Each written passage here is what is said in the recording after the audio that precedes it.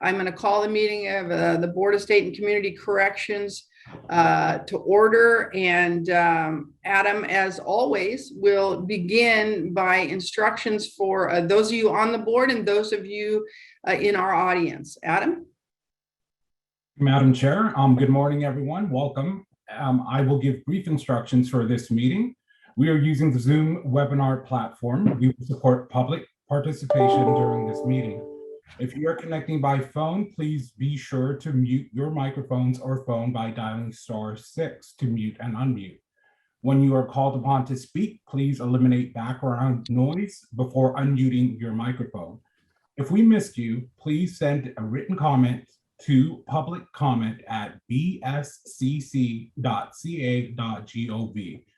This email is available on our website as well.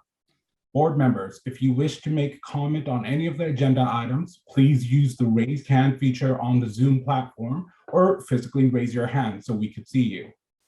Members of the public, we will give the members of the public the opportunity to comment after the presentation of each agenda item and prior to the board voting on the item. Agenda item 6 is the opportunity for any member of the public to make a comment on any agenda item or other comments in general. You will have 2 minutes for your comment. Participants who wish to make a public comment, again, please email publiccomment@bscc.ca.gov with your name and the agenda item you'd like to comment on. You can also use the raised hand feature on your Zoom application. If you are calling by phone, dial *9 to raise your hand. I will call out the phone number that you dialed in with. Unmute your phone by dialing *6. We will lower your hand once your name has been received. Madam Chair, that concludes my instructions. Thank you, Adam. I'm looking around the room to see if Supervisor Chavez is in attendance yet. She's here, yes. I am.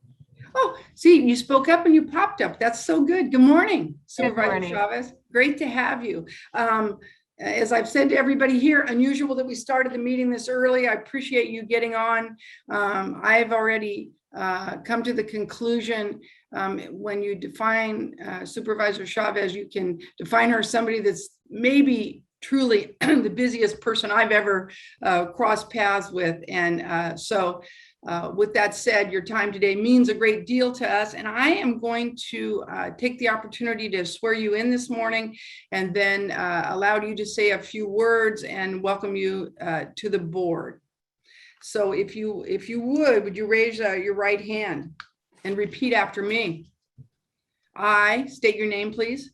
I, Cindy Chavez, do solemnly swear that I will support and defend the Constitution of the United States the Constitution of the United States and the Constitution of the State of California and the Constitution of the State of California against all enemies, foreign and domestic, and that I will bear true faith and allegiance to the Constitution of the United States and the Constitution of California, and the Constitution of the State of California, that I take this obligation freely without any mental reservation or purpose of evasion, and that I will well and faithfully discharge the duties upon which I am about to enter. Thank you, Supervisor Chavez. A virtual applause to you. I can tell you that when Katie and I learned of Supervisor Chavez, we pursued her appointment to the board. We knew she wouldn't be easy to get. She was being considered for a number of things. So we did what we know how to do best, and that is we chased her down, went to her office, made her spend time with us personally. So at least if she said no, she'd have to feel the pain of our sad looks on her face. So welcome. Please tell us a little about yourself, Supervisor. Thank you. And I know you have such a big agenda. I will be brief. And Linda and Katie, I will say it was such a delight to get to spend time with you, to feel the energy and the commitment that you have to this body of work just really made me anxious to join you all. I am a member of the Board of Supervisors in Santa Clara County. In addition to that, I am also the chair of our reentry network here in our county.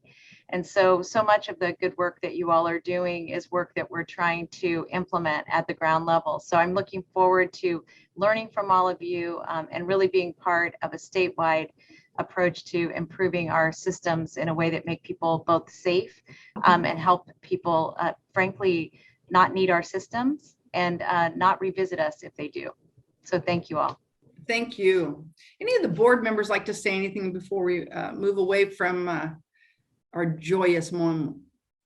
Okay, we have a number of new board members. Chief Haynes from Fresno County, Judge Guard is here from Alameda County. I think I have that right. And welcome to all of you new board members. The two of you who were on our last meeting for the first time are now senior members of the board, and all due respect given to Supervisor Chavez.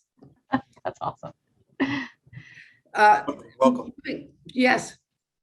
No, I Anybody? just was saying welcome to Supervisor Chavez. Thank you. Thank you. Thank you. Thank All you. right.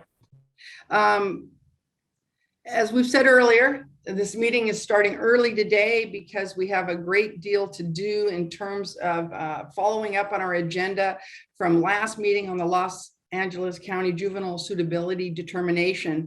Knowing that agenda item will take a great deal of time, we have given that a 10 o'clock start time, and we will now begin to roll through the agenda and do as many reports as possible before 10. And then at 10, we will stop, move to the LA item, and return to the regular agenda when we have completed the LA issue. So let's now turn to information items. I am first and foremost number one on the list, and I always defer at this point when we have big meetings and leave my time to our executive director, who is well-informed and ready to roll this morning. Katie, you want to take that? Madam Chair, sorry to interrupt. We should take roll first. Roll call. Oh my gosh, we should have Good done point, that. Adam. You know, I was doing it in my head. I don't know why Adam always intervenes. Adam, please take the roll call. Thank you. Chair Penner, Present. Miss Allison, Present. Mr. Villarosa, Present. Mr. Grouden, I'm here, thank you. Mr. Haynes, Here. Miss Vernon, Here. Miss Guard. Here. Mr. Mills will join us at a later time. Mr. Budnick, I'm here. Mr. Steinhardt, Here. Ms. Kumpion is absent today. Ms. Chavez, Here. Madam Chair, we have a quorum. Thank you very much. I won't repeat what I said earlier out of order, and I will now defer to Katie. Thank you so much. Good morning, Madam Chair, and members of the board and members of the public who are here in attendance, and my BSCC colleagues as well. I'm going to lean into brevity this morning. Much reference has been made to our long agenda. I'd like to extend my welcome to Supervisor Chavez as well. So happy that you're here. We have a lot on the agenda, so I'm going to jump into our COVID update. The slides that we regularly present are available on our website. I'm just going to say a few things and respond to a recent letter and request that we received. On the COVID information, as I'm sure you're aware, in recent weeks, there has been quite a bit of news reported about COVID cases in county jails, specifically in Sacramento, Santa Clara, San Diego, Tulare, and Yolo. There have been some reported positive cases. And there was a death from COVID reported around 2 weeks ago in Sacramento County, obviously very concerning. I do want to remind you that both Santa Clara and Sacramento counties post their COVID case information to their own county websites rather than reporting through the BSCC data portal, but we provide links to the county information on our website. A quick review of the statewide numbers. I'm just going to show 2 slides here quickly. Let me see. There we go. Can someone give me a verbal if you can see the slides? I cannot see the slide. Okie dokie. Let me turn on my screen share. That's going to be important. Pardon me. Sean, in spite of all your excellent training, No problem. I'm trying to get up my remote tool, but it's going to be a little bit slow. So if you opened your PowerPoint presentation? I think no, it's okay. I think I have it, Sean. Let me try that again. Share and starting the show. Do you There have it now? go. Yes, we do. Thanks. We And are is it in- we are is it seeing in- your notes screen. Okay, we don't want Oh, You know what? I'm going to ask people to please look at the slides. I really am concerned about the time. The slides do reflect, consistent with the media reports, some increased cases in several counties, and that reflects the overall recent uptick in positive COVID cases across the state. I wanted to mention, I'm sure many board members recall that we received a letter from several advocacy organizations at our last meeting requesting information about vaccine issues, and in particular suggesting that the board begin collecting information about vaccine status with respect to people who work in county jails and juvenile detention facilities, and also with respect to people who are housed there. We did provide information in response about some public education information that we have provided to the jails and juvenile facilities about vaccines. But this gets into the zone of the scope of what the BSCC can and can't do in terms of data collection and posting. Every county is responsible for following the state and local mandates and legal requirements related to vaccines. And the COVID data collection that we have been doing is something that this board initiated on our own motion after a whole lot of interest was expressed about having good data about what's going on in county jails. Once we discovered last year, late July 2020, that the information about COVID cases was not consistently being reported into a statewide database, that we took the extra effort to provide the data that we do, which I think has been very, very informative and helpful. But vaccine status information for people working in facilities and people housed in facilities is not available in a similar fashion. And as we've talked about before, we don't have the authority to mandate governments to provide such information. So that's the update on the COVID cases. I'd like to just offer 2 additional updates and then take any questions from the board or comments.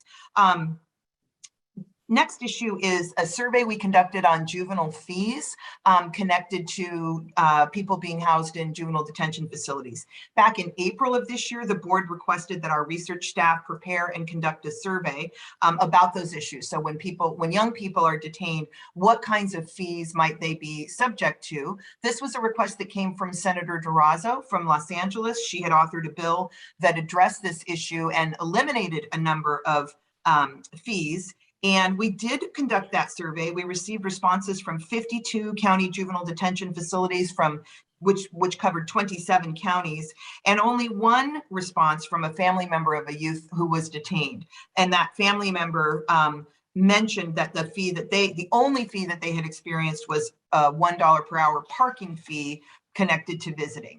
So what our survey found from the other detention facilities is that in general terms, there are some fees connected to phone calls in some cases, but other kinds of fees were not reported.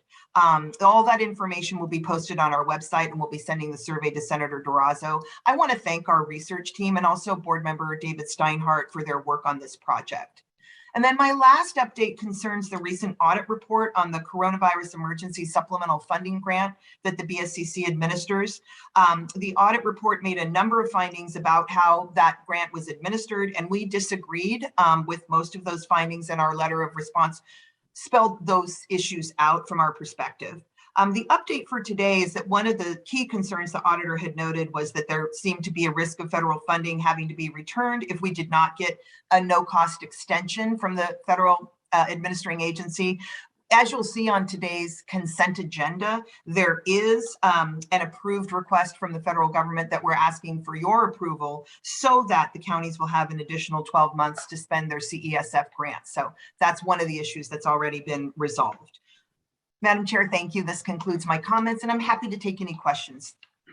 Thank you, Katie. And as you breeze through those comments as expediently as you can, I just want to say that the amount of labor and time-intense work that went into every one of those items is,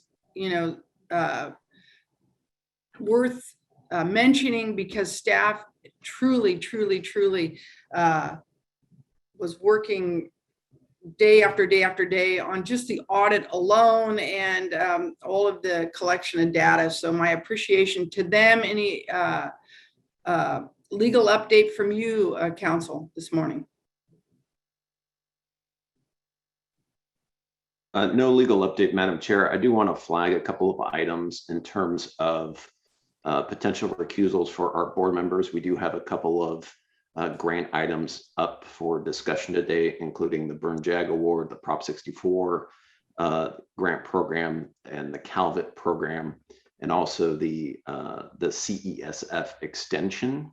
And so I think since, again, we have so many newer board members, we might have to take some time at a future board meeting to discuss the recusal process and potential conflicts of interest.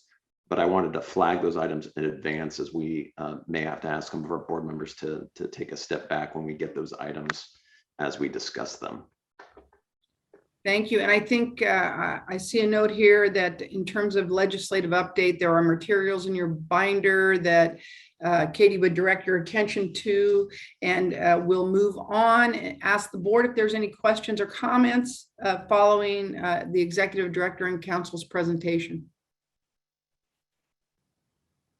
Seeing none, once again, members of the public, if you have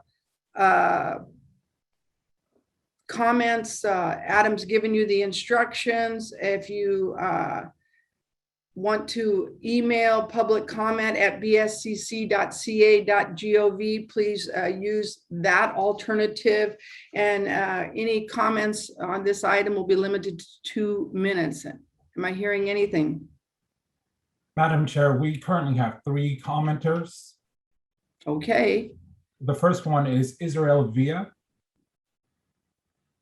Good morning. Muy buenos días. My name is Israel Villa, Deputy Director with the California Alliance for Youth and Community Justice. The first issue that I wanted to bring awareness, or I'm concerned with, is again the COVID outbreaks in some of these county jails.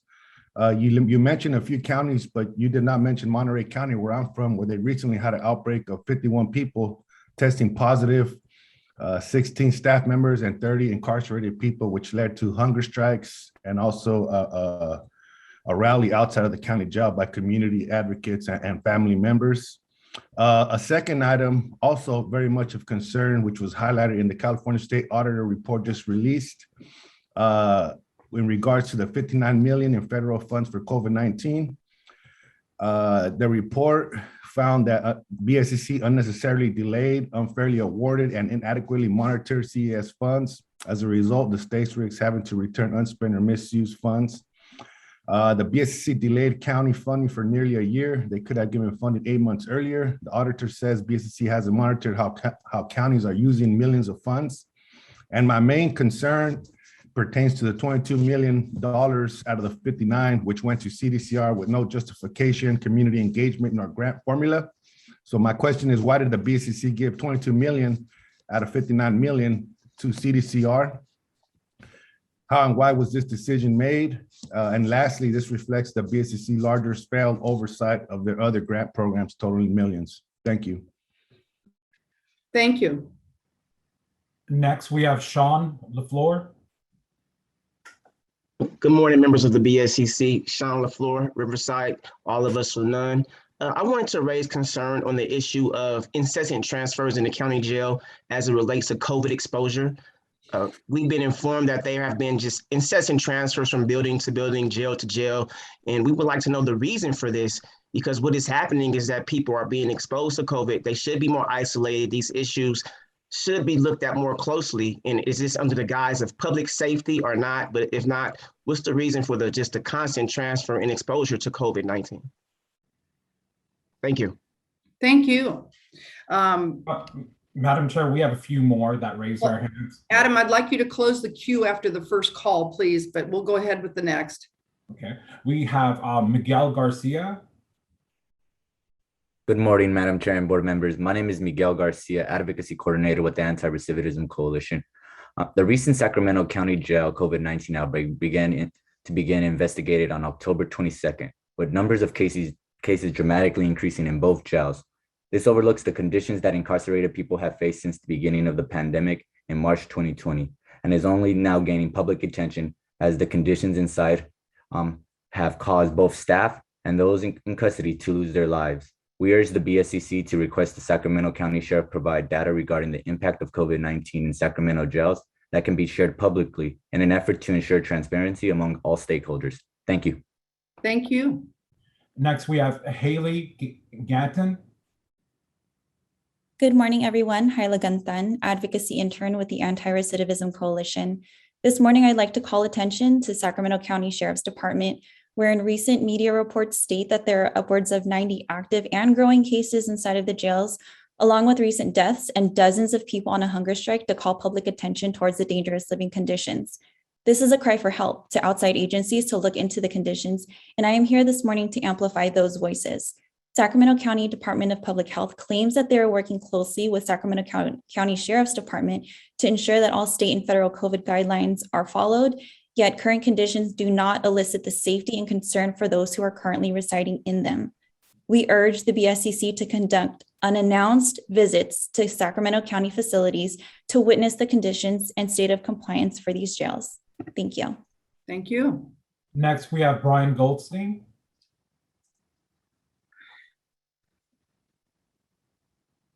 Good morning, Brian Goldstein with the Center on Juvenile and Criminal Justice.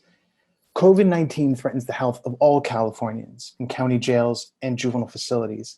And as we've just heard, many staff are refusing to take COVID-19 vaccines.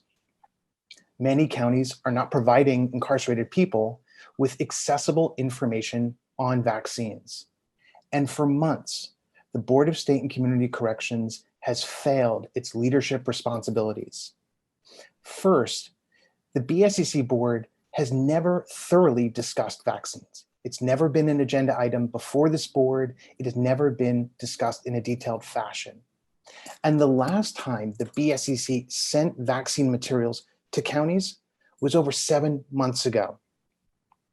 We do not understand why BSCC refuses to collect any data on how counties are making vaccines available. This agency, it already collects county data on individuals receiving psychotropic medication in jails.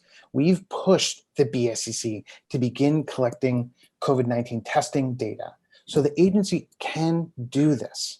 We don't understand why the BSCC still refuses their responsibility to ensure vaccine access for all Californians. Thank you.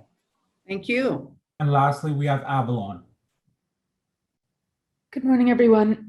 My name is Avalon Edwards. I'm a policy associate with Starting Over Inc., which is based in Riverside County.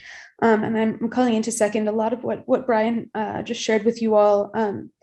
The issue of not providing adequate vaccine education in jails is an issue of life and death. And nobody is looking out for anybody in the county jail system except for the BSCC. So when the BSCC fails or refuses to provide this life-saving information, people are being harmed on a daily basis. I know for a fact that people in the Riverside County jail system have received little to no information about the vaccines, when they're able to get them, what the possible pros and cons are. And as Brian said, if it's been 7 months, we know so much more about the vaccine process and the benefits of getting vaccinated now than we did the last time that you all sent information into the jails. This is a matter of public health and public education. And you all have dropped the ball on educating the thousands and thousands of Californians who are incarcerated in county jails. And this is a major issue because sheriffs have positioned themselves across the state as being ideologically opposed to vaccine mandates. Sheriff Chad Bianco of Riverside County has gone on the record publicly saying that he will not encourage or enforce any vaccine mandates for his staff, meaning the people that are cycling in and out of the Riverside County jail system are under no obligation to protect themselves or the people that they work with and the people that they are supposedly protecting in the jail system from COVID-19. It's unacceptable, and there needs to be some form of accountability from the BSCC because sheriffs are not taking this responsibility seriously. Thank you. Thank you. Madam Chair, that's all for public comments on these items. Thank you. Thank you. I appreciate the public comments, and while we don't respond individually to public comments, I'm grateful for your perspective, and you are being heard with a little comment from us at this juncture. We'll move now on to the consent item portion of our agenda. There's 3 items on that consent agenda. Meeting minutes from September 18th, Senate Bill 863, scope change from Alameda County, and the CESF grant extension. I'd ask any board members if they have any questions or comment on any of these consent items. And Madam Chair, before we get to that and have questions, I do want to flag, I'd like to recommend bifurcating out letters A and B from letter C, because we should have some board members recuse themselves on letter C. I wondered that. If there are no questions and comment on any of the agenda items, maybe we move forward, Counsel, or do you want me to bifurcate regardless? We should, when we get to the vote, we should bifurcate A and B and take up C separately. Okay. But call for public comment on A and B. Or we can request public comment for all items, all consent items at this point. Okay. Any questions or comments from board members? Madam Chair, I would just say that before we get to item C, I will have to recuse myself. Yes. Yes, thank you, Chief Haynes. And then I would ask our CDCR members to recuse themselves as well.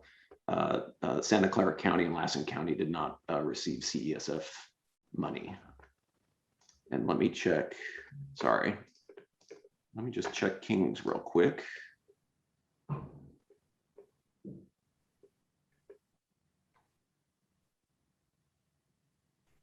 Kings did receive money, so we would ask Chief Vernon to recuse as well. All right. Any public comment?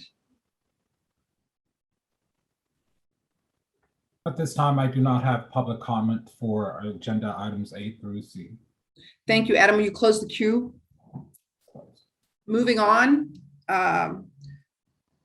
On item A and B, approval on the consent agenda. Adam, will you take a vote? I need a motion and a second. I apologize. A motion and a second. Groudon motion. Steinhardt will second. Got a motion and a second. Adam? Chair Penner? Aye. Ms. Allison? Aye. Mr. Verarosa? Aye. Mr. Groudon? Aye. Mr. Haynes? Aye. Ms. Vernon? Aye. Ms. Guard? Aye. Mr. Mills is not here yet. Mr. Budnick? Aye. Mr. Steinhardt? Aye. Ms. Chavez? Yes. Madam Chair, the motion carries for items A and B. Thank you, Adam. On item C, CESF grant money, we have CDCR recusal, Fresno, Kings. Do we have any others?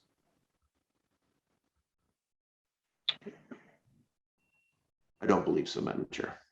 I'm looking for a motion and a second. I'll move it. David Steinhardt. Dean Groudon will second. Thank you. Adam? Chair Penner? Aye. Ms. Allison and Mr. Verarosa recuse. Mr. Groudon? Aye. Mr. Haynes recuse. Ms. Vernon recuse. Ms. Guard? Aye. Mr. Mills is not present. Mr. Budnick? Aye. Mr. Steinhardt? Aye. Ms. Chavez? Yes. Madam Chair, the motion carries. Thank you very much. I'd just like to make a note. It is 1:30. I think we can move on now while we skip our special order of business that will commence at 10. We're on to discussion items. And item D is first in order, the California Violence Intervention and Prevention Grant Program. We are requesting approval. And who is presenting on this? Let's see here. That's Katrina Jackson. Hi, Katrina Jackson. No disrespect on not getting your name right away. That's okay. Where are you, Katrina? There you are. And for this item, Madam Chair, the eligible entities are cities and community-based organizations that provide services in those cities. I think we'd look to Mr. Budnick to recuse himself. I don't see him on my screen, so he may have already done that. All right. Katrina? I am ready. Can you see my screen? Yes, we can. You're much quicker than our executive director on getting Nicely done, that screen share, I might Katrina. add. Thank you. Good morning, Madam Chair and members of the board. I am Katrina Jackson, a field representative with the Corrections Planning and Grant Programs Division. I am here to present Agenda Item D.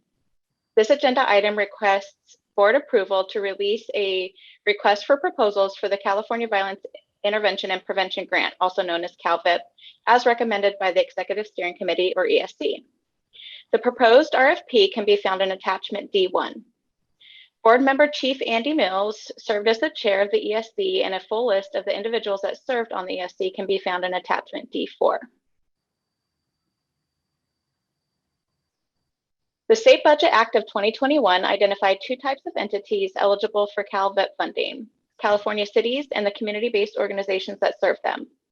The State Budget Act also requires all successful applicants provide a 100% match. AB 1603 defines eligible cities as those disproportionately impacted by violence and requires cities to pass through 50% of their grant funds to a community-based organization or a public agency dedicated to violence reduction. Disproportionately impacted by violence is defined in AB 1603 if any of the following are true. The city experienced 20 or more homicides per calendar year during 2 or more of the 3 calendar years immediately preceding the grant application.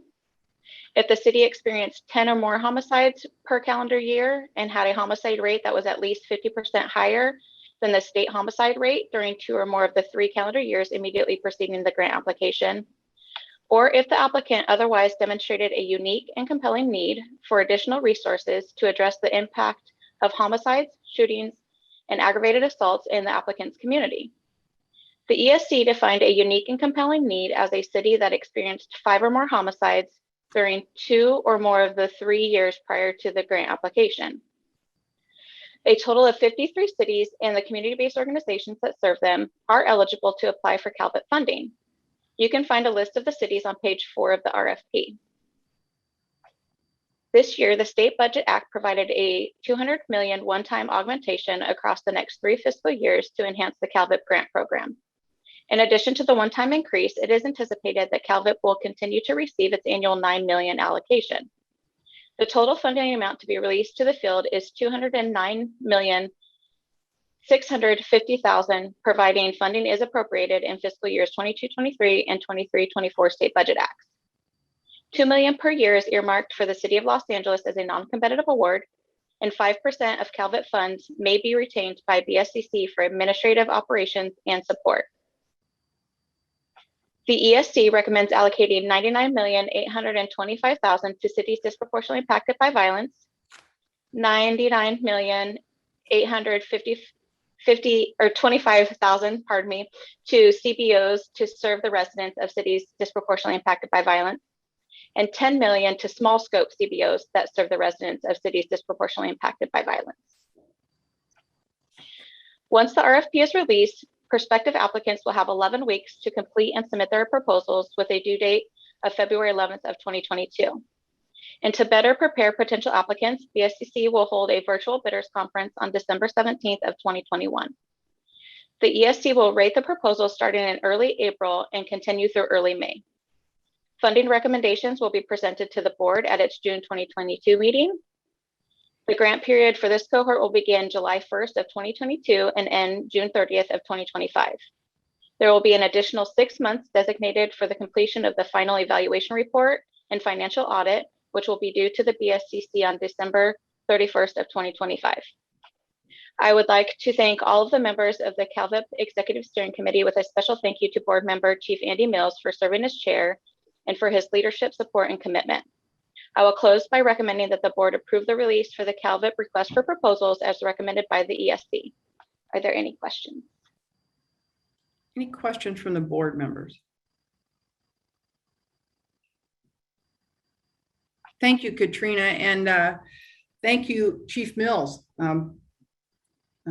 our high performer who can change jobs and do an executive steering committee at the same time. You got to be impressed with that. Looking to the board for any questions or comments on this item. Just quickly. Yes. Well, I just have to say, I'm just impressed with the volume of dollars that have been appropriated here. I mean, we went from a $9 million a year violence prevention program to 200 million last year.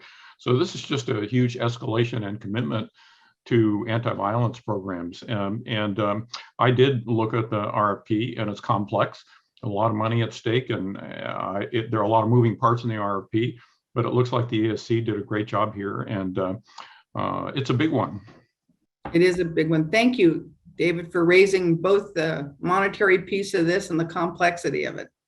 Any other board members? Seeing none, I'm moving now to public comment. Adam? Madam Chair, we do not have any public comment for this item. Thank you, Adam, and you'll close the queue on that, and we will now move for a motion and a second on this item. I move to adopt. We got a motion. Second. Second, Adam? Chair Penner, Aye. Ms. Allison, Aye. Mr. Villarosa, Aye. Mr. Groudon, Aye. Mr. Haynes, Aye. Ms. Vernon, Aye. Ms. Guard, Aye. Mr. Mills is not present, Mr. Budnick recused, Mr. Steinhardt, Aye. Ms. Chavez. Yes. Madam Chair, the motion carries for agenda item D. Thank you very much, Katrina. Nice job. So much so that it moved expediently. Thank you for your hard work. We're now moving on to item E, where I believe Casey is available and will give us a presentation about the Burn JAG grant survey. All right. Thank you. Good morning, Madam Chair and board members. I am Casey Warmoth, presenting agenda item E.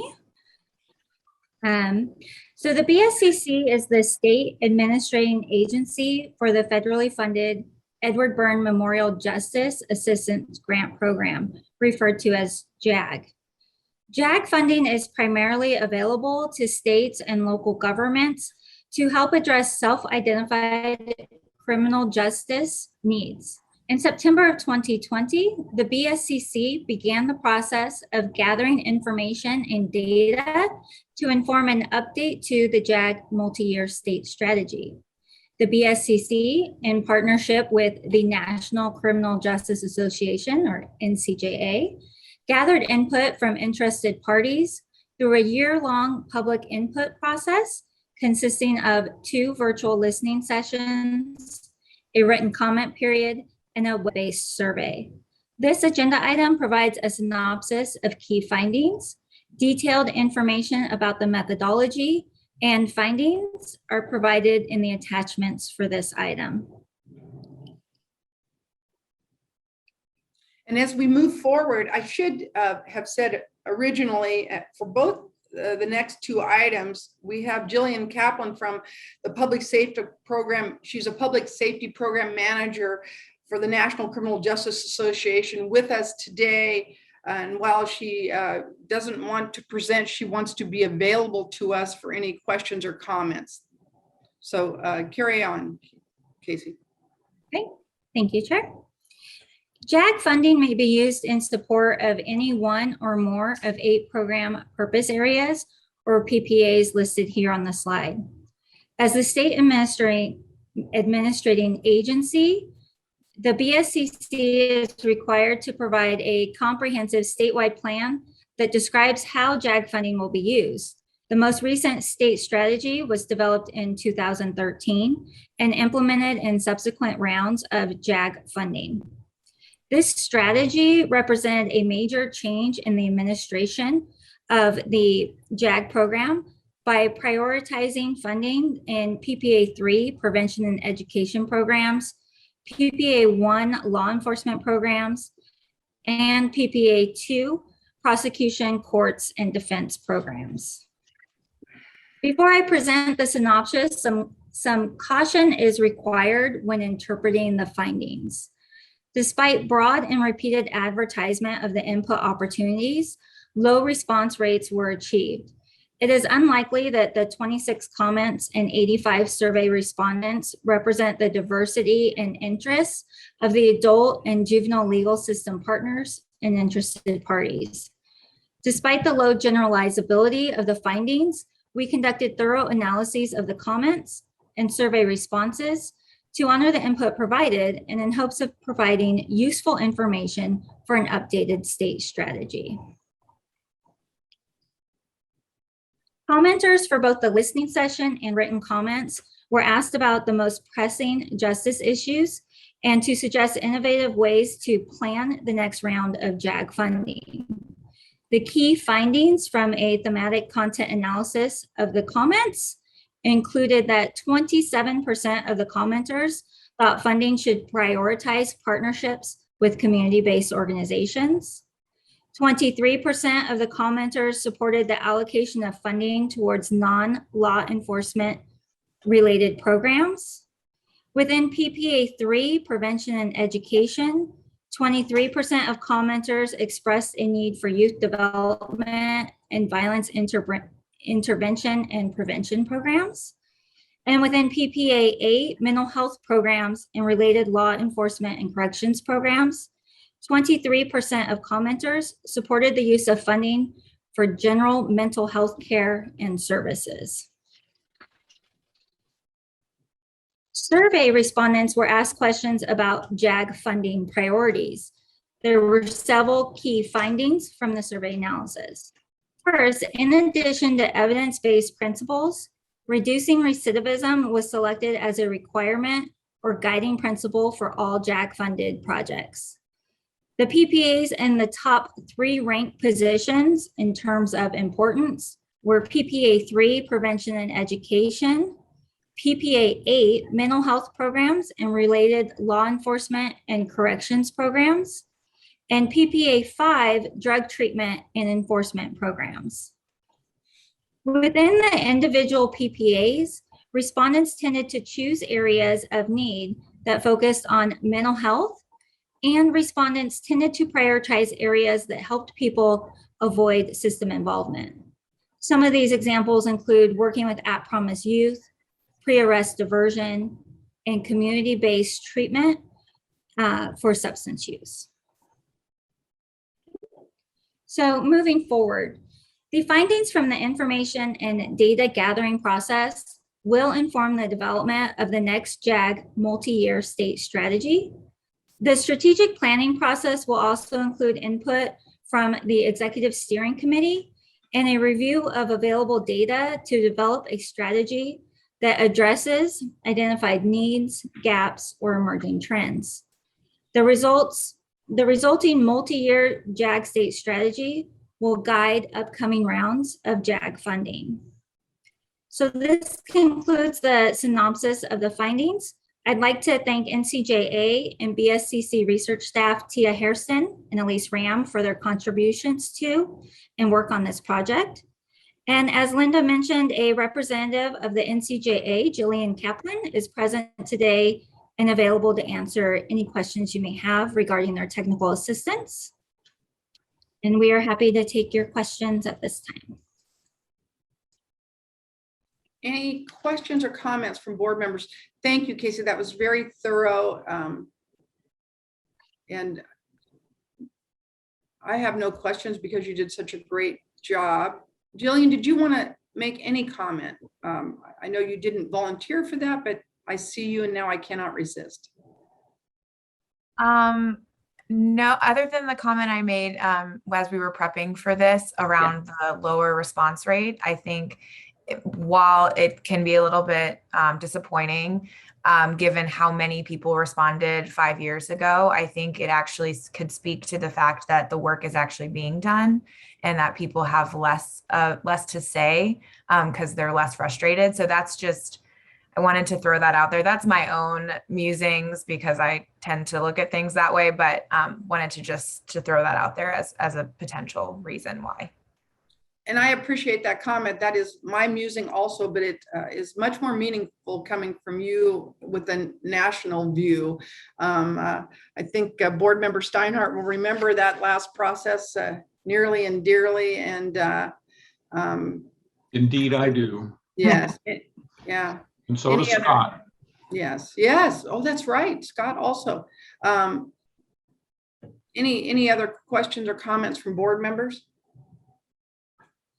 This is not an action item. I think this is just information received. Are there any people in the queue that would like to comment on this item? There are no public comments for this item, Madam Chair. Thank you very much, Adam. I think then we do have time, in my estimation, to move on. Katie's giving me the thumbs up. Totally agree. I totally like the fact you agree. I was going to do it anyway. You were going to do it anyway. Anyway, go team. We're moving on now to item F. So, Madam Chair, I'm going to recuse myself from F and G. Okay. Stay close, Sheriff. Yeah, and let me open up with a somewhat complication with item F, which is traditionally the burn jag funds have gone to county governments. And so we generally expect recusals from our county partners. However, we're sort of starting the burn jag cycle afresh, and burn jag could theoretically be used for a whole bunch of purposes, county, city, and other things. And so what the conflict of interest laws provide is that anyone who's financially interested in the program should recuse themselves from participating and making any decisions regarding the program. That includes any pre-planning activities. That can also include our pre-planning activities, include the formation of our executive steering committees, establishing a chair, all those types of functions. And so we would look potentially broadly at whether or not people want to recuse themselves, and then sort of see what the count is at that point. If we still have a quorum, and if we don't have a quorum, we have to, in order to conduct our business, do what's called invoking the rule of necessity, which requires me to draw lots for people and then have our quorum be established. So I did see Sheriff Groudon already hastily made an exit. I wanted to see if anyone else wanted to elect to recuse themselves and see if we might have a quorum or not at that point. I would ask to recuse myself as well. Okay. And Madam Chair, I would also. Thank you. And I think Chavez, I think I need to as well. I think that's probably prudent. And Supervisor Chavez, just so you know, we will haunt you back when we're finished with this item and get you back on the agendas as we move on. My intention is to the entire body is to move completely through this item and then take move to the 10 o'clock item. We won't bifurcate this. So please stay close to your computers. Aaron, any other recusals on this item? Okay, where do we stand now as we move forward in terms of a need to draw straws or do numbers? Or we're right in sort of a hazy middle, Madam Chair, which is we have enough members remaining for a motion to pass, and so we can proceed on that basis. Okay. Kirk, you'll have to leave the meeting now and stay close so we can find you again. I see no other members present that might have a conflict. And I would welcome staff member John Prince. Good to see you, John. John is currently working as a field rep in our CPGP unit, and he is the lucky member of staff who is going to move this item forward. John, you want to take it from here? Yes, thank you. All right, good morning, Madam Chair and members of the board. My name is John Prince. I'm a field representative with the Corrections Planning and Grants Programs Division, and I'm here to present Agenda Item F. Agenda Item F requests your approval to begin the grant-making process by establishing the Executive Steering Committee, or ESC, to oversee the development of a request for proposals for the Edward Byrne Memorial Justice Assistance Grant, also known as the JAG grant. The ESC will use the information and data gathered in partnership with NCJA as described in Agenda Item E to inform their strategic plan and their decisions about funding priorities. We anticipate approximately 46 million will be available for competitive awards in the next JAG request for proposal. This figure includes approximately 13 million in federal fiscal year 2020 and 16.5 million in FFY 2021 and 2022. The exact amount of funding in the 2022 pot is not yet known. That total amount of available funding may increase if JAG recipients have unspent funds at the end of the current grant period. Today, I'm requesting that you designate a chair to direct this process and authorize staff to work with that chair in establishing an executive steering committee that is diverse in its background with relevant subject matter expertise.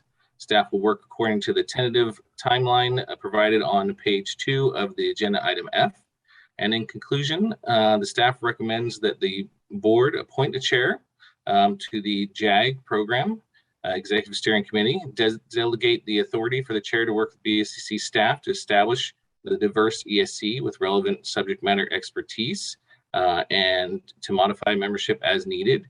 Authorize the ESC to oversee and to develop the development of the JAG request for proposals in order to make funding to make funding recommendations and approve the proposed activities and tentative timeline associated with the development of the JAG program RFP. I would also like to point out that after this meeting, there will be a posting on the website soliciting ESC participation as well. And this concludes my presentation. I'm available for any questions. Thank you, John. This is a time certain where we appoint a chairperson for this ESC, and I actually volunteered to do this. And as I was teasing Katie yesterday, she's going to let me do this. How about that, Katie? So I will chair this if the board has no issues with it. And we look forward to working on this diligently and getting this out to the field. Are there any comments by board members on this item? Questions, comments? Seeing none. Adam, do we have any public comment on this? We have no public comment on this item. Thank you, Adam. I would look for a motion in a second. I'm going to move the staff recommendation and thank and move Chair Penner as the chair of the ESC as consistent with the staff recommendation. Thank you. Second. Scott Budnick, second. Thank you. Chair Penner? Aye. Ms. Allison? Aye. Mr. Villarosa? Aye. Mr. Groudon, Mr. Haynes, Ms. Vernon, and Ms. Chavez recused. Ms. Guard? Aye. Mr. Mills is absent. Mr. Budnick? Aye. Mr. Steinhardt? Aye. Madam Chair, the motion carried. Thank you very much. And it is fortuitous that we are within 5 minutes of our 10 o'clock start time on our special item. And I think in that 5 minutes, we can give everybody 5 minutes to move about the building and get all of our recused members back. We will be back at our desk at 10 o'clock to begin our item. Thank you. Thank you, Madam Chair. Okay. Taking a quick look around. Adam, you think, is everybody back? Yes, everyone is back. Ms. Allison and Mr. Budnick have their cameras or off camera. There's Supervisor Chavez. Okay, here we go. All right, it is 10 o'clock. We are beginning our special set item. This agenda item is requesting the board to make a determination of suitability within the meaning of Welfare and Institution Codes 209, Subdivision A4, for the Barry J. Najdorf Juvenile Hall and Central Juvenile Hall in Los Angeles County. I submit to you, this is complex and it will require a great deal of attention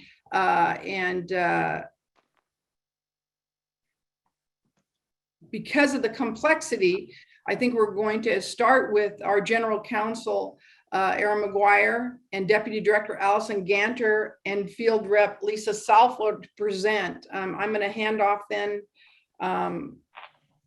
After they speak, we will reach out to a Chief Probation Officer, Adolfo Gonzalez, to say a few things. I see LA County here. And then board members will be asked to make their comments, have questions. We will do then public comment.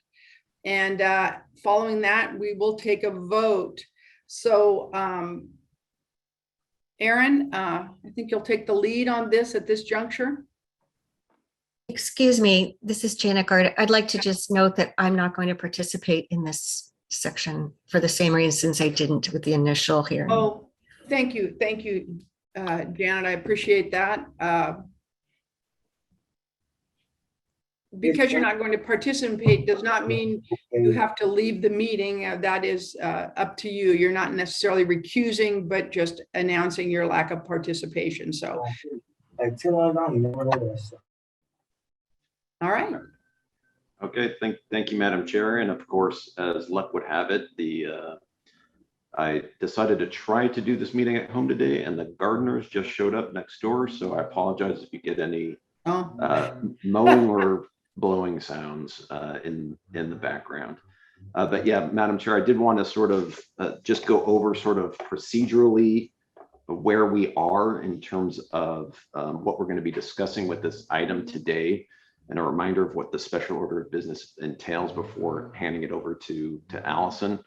At the September board meeting, this body made a determination of suitability within the meaning of Welfare and Institutions Code Section 209, Subdivision D, that both LA County Juvenile Halls, Barry J. Najdorf and Central Juvenile Hall, were not suitable for the confinement of youth. WIC 209D requires the county to file a corrective action plan within 60 days after being notified of an item of noncompliance with the board's regulations. It then allows the county up to 90 days to make corrections, and if a county fails to make corrections, requires the board to make a determination of suitability at its next scheduled board meeting. That's what this body did at the September board meeting, finding several items out of compliance following the county's not being able to come into compliance. And Allison will go over those items again. On October 1st, we provided written notice to the county detailing the items that the board determined were out of compliance. And that notice began a 60-day clock in which the noticed facilities could not be used for the confinement of youth after those 60 days. That 60-day clock is set to expire November 30th.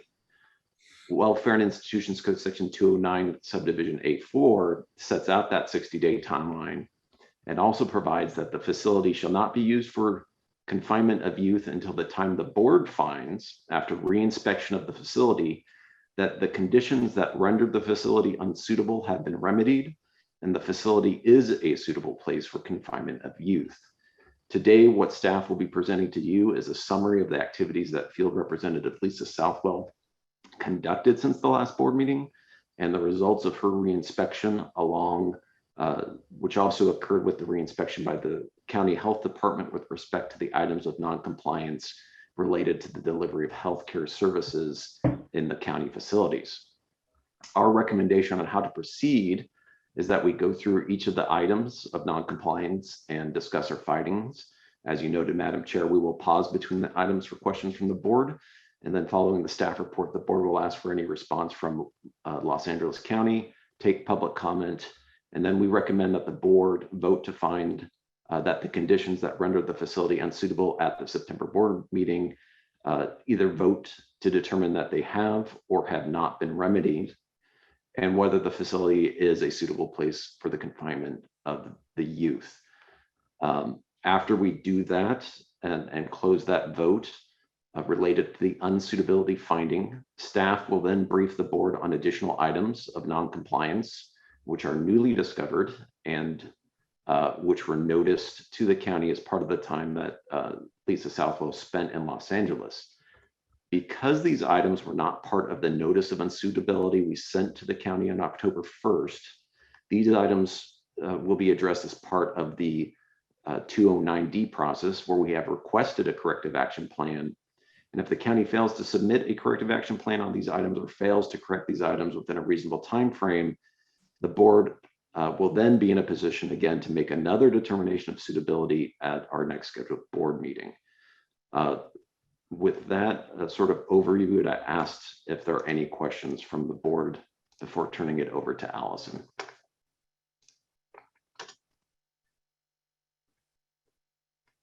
Seeing none, I will then turn it over to Deputy Director Allison Ganter to go through the items of non-compliance from the last board meeting and their current status and recommendations. Thank you, Aaron. Good morning, Chair Penner, board members, and members of the community.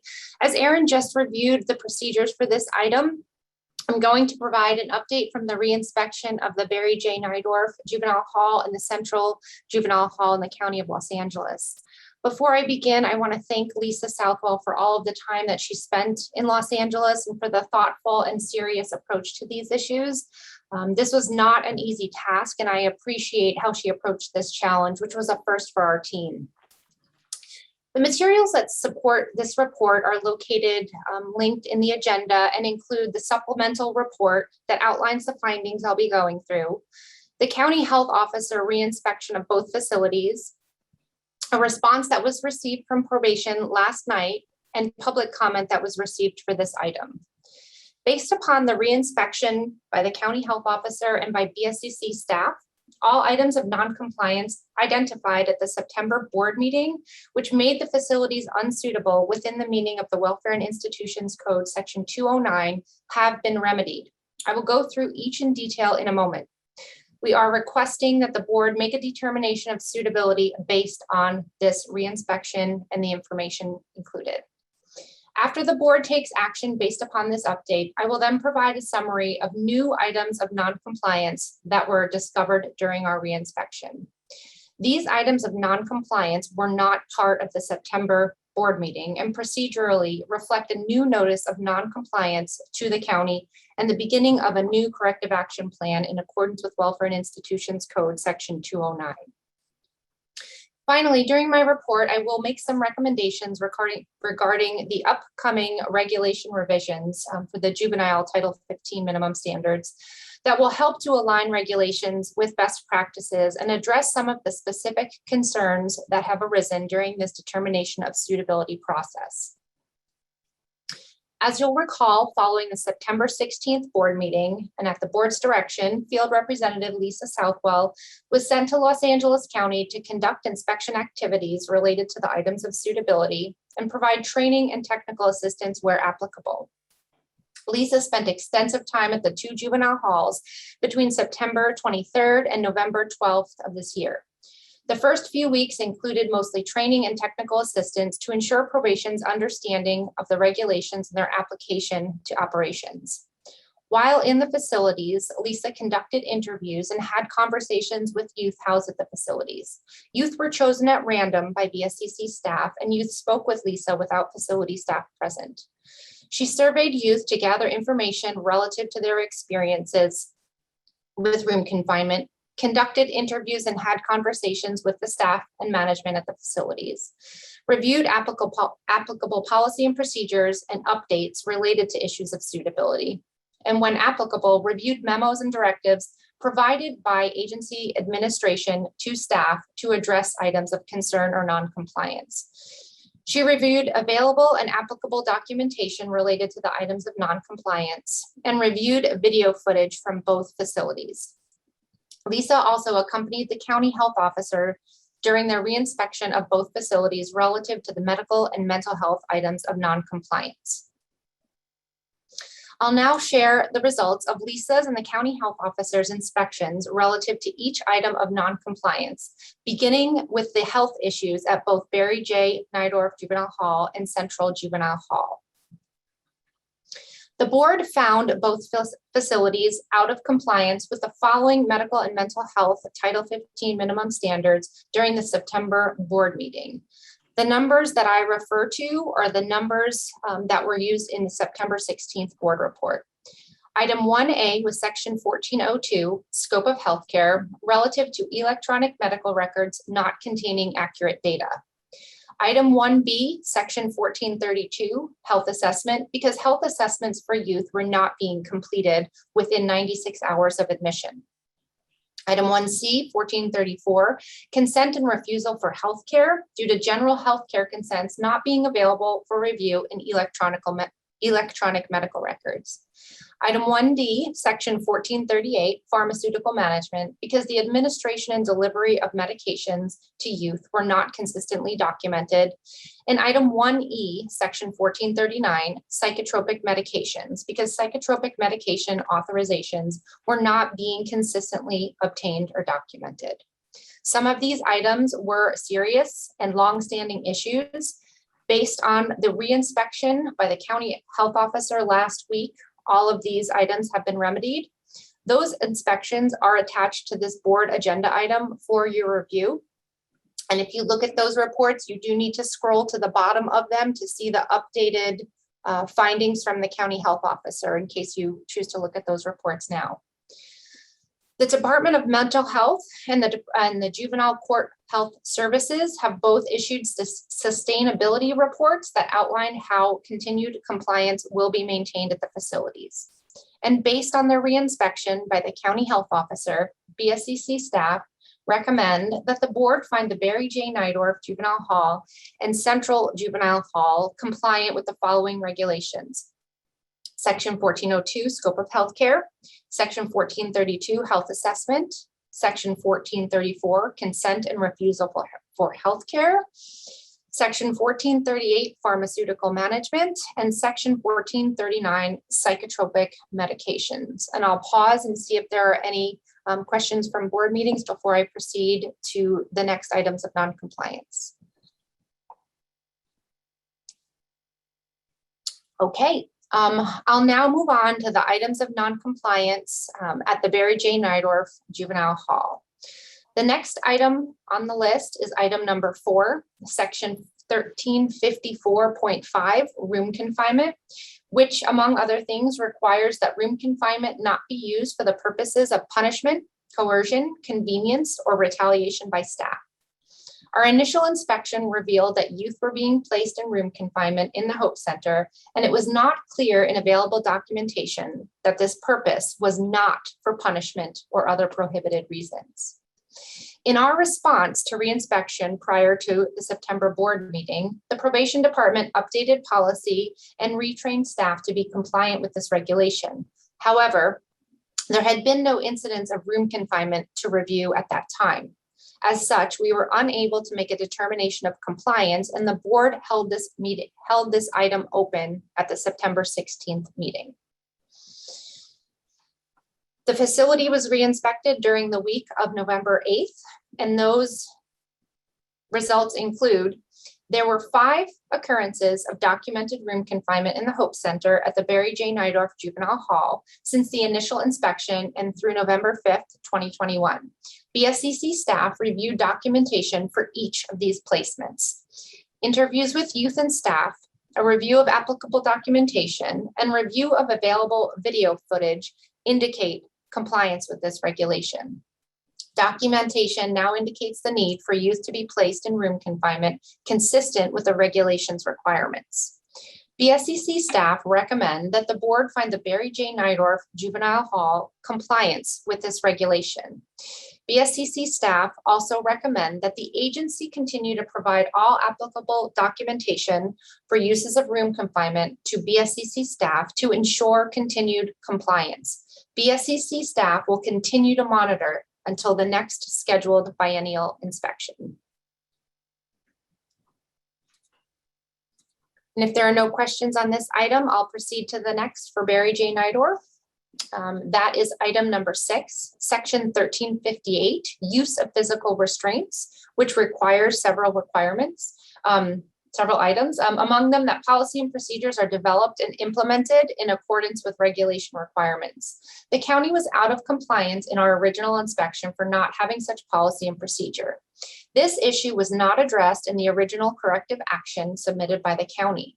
And while our initial reinspection prior to the September board meeting revealed that policies and procedures for use of restraints had been developed and staff had been trained in these procedures, there had been no incidents of use of physical restraints to review at that time. And as such, we were unable to make a determination of compliance, and the board held that item open during the September 16th board meeting. We re-inspected the facility during the week of November 8th, 2021, and there was one instance of use of restraints since the corrective action plan. BSCC staff reviewed all applicable and available information relative to this use of restraint, interviews with youth and staff, and review of that applicable documentation and applicable policy and procedure indicate compliance with this section. BSCC staff recommend that the board find the Barry J. Najdorf Juvenile Hall compliant with this regulation. We also recommend that the probation department continue to provide all applicable documentation for uses of restraints to BSCC staff to ensure continued compliance. And BSCC staff will continue to monitor until the next scheduled biennial inspection. Moving on to Central Juvenile Hall. The first item was number 4, section 1354, room confinement, which requires that room confinement not be used for the purposes of punishment, coercion, convenience, or retaliation by staff. Additionally, each youth must have an individualized plan that includes the goals and objectives to be met to reintegrate that youth to the general population. In our initial inspection, we were not able to confirm the reason for youth being placed in room confinement was not for the reasons noted above, and we were not able to confirm that individualized plans were being developed for the youth for reintegration. In our first reinspection of the facility in September, the documentation continued to lack clarity for placing youth in a locked room at the actual time of the placement. And as such, the BSCC board found the agency non-compliant with this regulation on September 16th.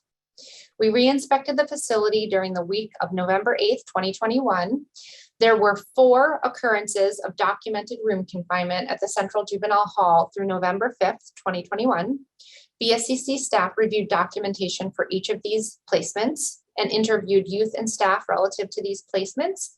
Based on those interviews, review of applicable documentation and review of available video footage at the facility indicates compliance with this section.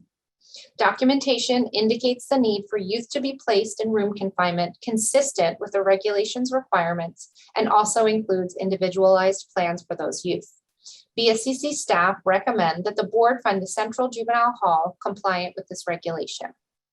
And finally, for Central Juvenile Hall, item number 6. Question. Sorry, you asked for questions along the way and you're moving on to the next one. I apologize for that. You do not need to. The room confinement finding of compliance for Central, this is a kind of complicated pinpoint area since there are also there's a new allegation of non-compliance for Central and Najdorf on room confinement, and you're going to deal with that later. And I don't want to spend a lot of time on this now, but this might be an opportunity to explain as briefly as possible how the new findings of non-compliance with room confinement at Central are consistent with the staff recommendation that Central now complies with 1354.5 on room confinement. This just seems to be a contradiction, and I just think it's going to come up in discussion. And you can address this later or now, but if you have a quick answer on that. Sure. And I'll say this and also ask Aaron to add any additional information. The item of non-compliance that was in the original inspection back in February of, sorry, time just has morphed. In the original inspection, what the agency was out of compliance with in terms of room confinement, and it is technical, is a different section and a different item, a different situation than we saw when we did the reinspection. So they really were, there's two separate instances and two separate pieces of the regulation that we're going to be dealing with. And that's how we're bifurcating the two, if that makes sense. And again, I'll look to Aaron to make sure and confirm that is the case. Okay, and that's enough to highlight it for now. Okay. That explanation helps. Okay. Thank you. Sure. Yeah, and two things, both, yeah, different section of the regulation, and then the underlying factual basis for the findings of non-compliant are different as well. Yes. That's a good question. Thank you. So finally, for Central Juvenile Hall, item number 6, section 1358.5, use of restraint devices for movement and transportation within the facility, requires that when restraints are used for movement inside the juvenile hall, that for each use of restraints, staff complete an individual assessment of the need to apply restraints for movement or transportation that includes consideration of less restrictive alternatives, consideration of a youth's known medical or mental health conditions, and trauma-informed approaches. And in our initial inspection, the documentation for use of these types of restraints did not indicate justification to place youth in restraints for transportation in individual assessments. At our initial reinspection prior to the board meeting in September, BSCC staff reviewed incident reports in which restraints were used for movement within the facility between the dates of August 20th and September 10th, 2021. The documentation that we reviewed did not contain the specific detail for BSCC staff to identify regulatory requirements. And as such, the board found the agency non-compliant with this regulation on September 16th. We re-inspected the facility during the week of November 8th, 2021. And during that time, there were 12 uses of restraint devices for movement and transportation incident reports. And documentation was found to be compliant with regulation. Staff are conducting the required individualized assessments prior to movement in accordance with regulatory expectations. And as such, BSCC staff recommend that the board find the Central Juvenile Hall compliant with this regulation. In summary, BSCC staff is recommending that the board find the Barry J. Najdorf Juvenile Hall in compliance with section 1402, scope of healthcare, 1432, health assessment, 1434, consent and refusal for healthcare, 1438, pharmaceutical management, 1439, psychotropic medications, 1354.5, room confinement, 1358, use of restraints. Staff is also recommending that the board find the Central Juvenile Hall in compliance with section 1402, scope of healthcare, 1432, health assessment, 1434, consent and refusal for healthcare, 1438, pharmaceutical management, 1439, psychotropic medications, 1354.5, room confinement, and 1358.5, use of restraint devices for movement and transportation within the facility. I'm going to pass the mic over to Aaron to discuss the process and determination of suitability. And when this action is complete, I'll go over the new items of non-compliance. So again, at this point, what I think we would invite the board to do is dispense with the items of non-compliance and the determination of suitability with respect to what we discussed at the September board meeting. And then when we complete that, I think Allison will then go over the new items that were discovered as part of the South Wells work down in the County of Los Angeles. And if that's the pleasure of the board, then we can go ahead and hear from Los Angeles in terms of their response, and then take public comment before asking for a motion and a vote. Okay, so I just want to make sure I'm hearing you correct and do some clarifying for the board. You'd like us to handle this, the September board issue now? discuss it, and move the action item, and then return to the current issues of non-compliance moving forward. Is that accurate? Yes, Madam Chair. On the process alone, I'd like to call for any comments, questions by the board at this juncture. Well, yeah, I guess that process is okay, but sandwiched in between, if I assume, is a vote on suitability or unsuitability at this point on the October 1st notice. And then we go to the new points of noncompliance and the secondary process that's been launched. So, you know, I get that. I just want to be sure that we, of course, hear from LA probation and have public comment in that part one review of the matters of noncompliance that have been fixed or not, and on the suitability determination at this point. Yeah, absolutely. Mr. Steiner, we're saying the same thing. We will process the first portion of this item fully with public comment and a vote on suitability, and then move on to the new issues. Does that satisfy you? Yes, that's what I just, yes, I get it. We agree. On the same page here. Okay, well, you and I, we're all going to state it differently, but I think that's helpful for everybody to understand the item and fully. Well, and maybe I just want to pause there for a second, Madam Chair. Just when we do the explanation of the new items of noncompliance, we're not requesting a board action at that point, Mr. Steinhardt. So just so that's understood as well. Okay, with that in mind, Madam Chair, I think we can. I get that, because you're talking about launching a period in which a new corrective action plan would be forthcoming, and that's staff driven at this point. Yes.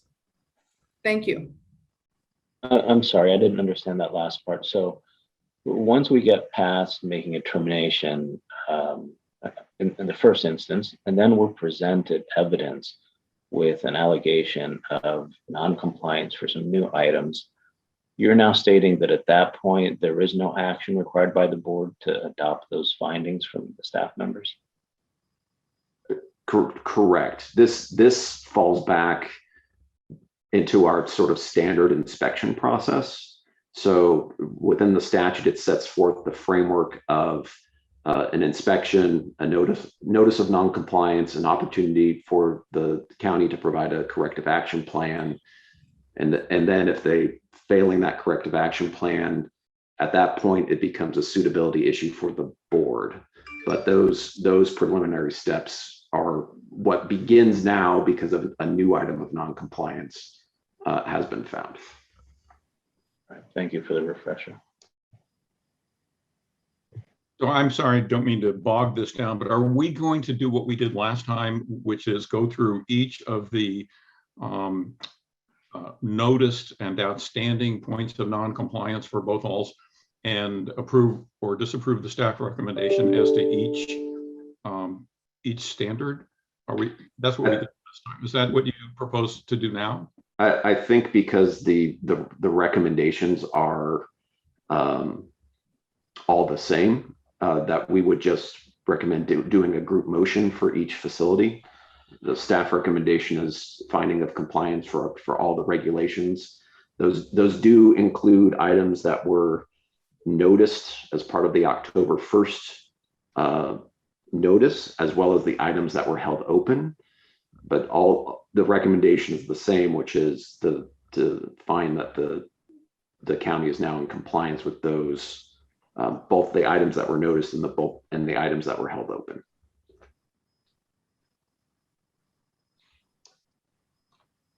Mr. Steinhardt, does that help you? I'm okay with that. I think let's hear public comment. I think the sort of overlap on the room confinement finding is one that may elicit public comment and deserve further discussion. But yes, I'm okay with the process as as described, and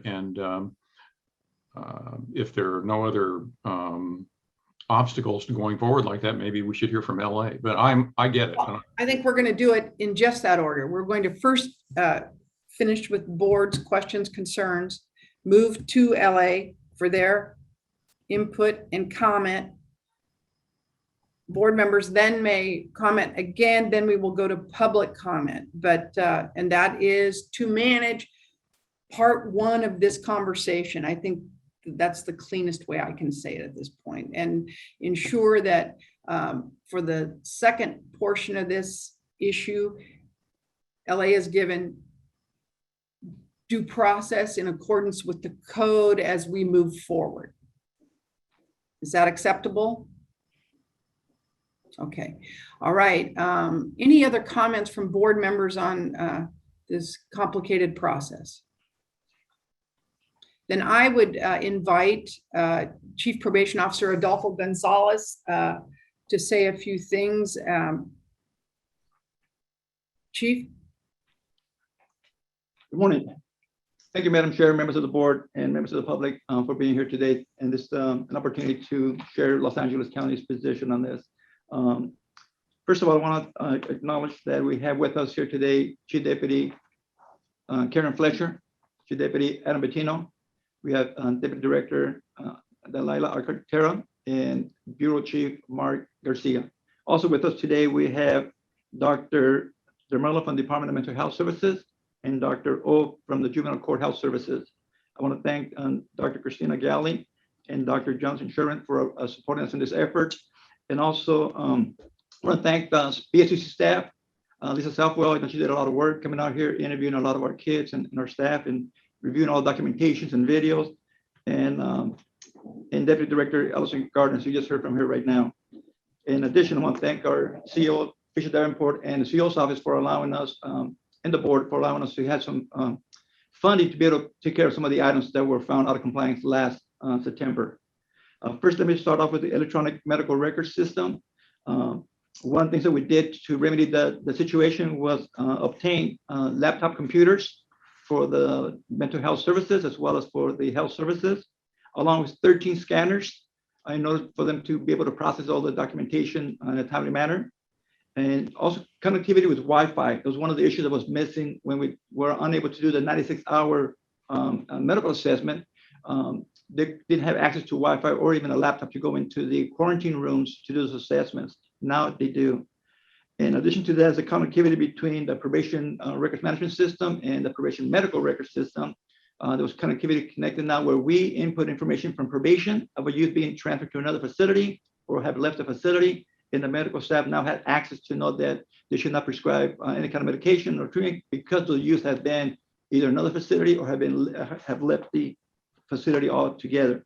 So those items of electronic medical records have been remedied. And there's a lot of work that went behind it. Also, there was training and there was sustainability reports submitted by both the Department of Mental Health as well as the Juvenile Court Health Services to address those issues going forward. And we're also monitoring those reports going forward regarding the consent forms, for example. The items of mechanical restraints and room confinement. We did a lot of training on October. Well, first of all, thanks to Lisa Sawa. She did training for our supervisors and managers. And then we did a 4-hour mandated training for all line staff at both Central Juvenile Hall and at Berry J. North of Juvenile Hall, starting on October 18th through the end of the month. And that training consisted of Title 15, as well as room confinement, and also a lot of other items related to dealing with our young people in our care and custody. In addition to the training, we implemented quality assurance measures that reviews all the documentation that's being submitted now. I receive those documents now, a management team does every day. I know how many people were brought into room confinement, the care center, or voluntarily separated from the group for programming. And we also created what we call the care center. Instead of a youth being placed in room confinement, they're brought to a care center where the doors are not locked and they're allowed to cool down. We call it cool down period. Once the youth has recomposed himself or herself, we reunite them back into the unit in a very short period of time. In addition to that, we have supervisors and managers who walk in the units now to ensure that we're in compliance. And we obtained a second monitor for the manager's computer so they can monitor real lifetime video footage throughout the facility, in addition to walking around the units. In addition, we came up with a suitability strategies that I would like Chief Fletcher to touch on that a little bit, and maybe cover a little bit of the training that we did. So a lot of effort has gone to correcting and remedy these items, and we believe we're in compliance on those items. Chief Fletcher. Thank you, Chief. So in addition to all of the quality assurance measures that we have put in place and done so very quickly, the 4-hour training that was mandated for all of our sworn staff at both of our juvenile hall facilities included the Title 15 regulations, updates to BSCC compliance, safety checks, self-separation, room confinement, specialized supervision plans, unit classification, use of mechanical restraints, and Title 15 programming. So in addition to that 4-hour block that was required for all of our staff, we are having ongoing trainings that are happening. That's happening in unit meetings with our supervisors and managers with line staff to ensure that everyone is understanding the process, department policies, and Title 15 regulations. So that is ongoing.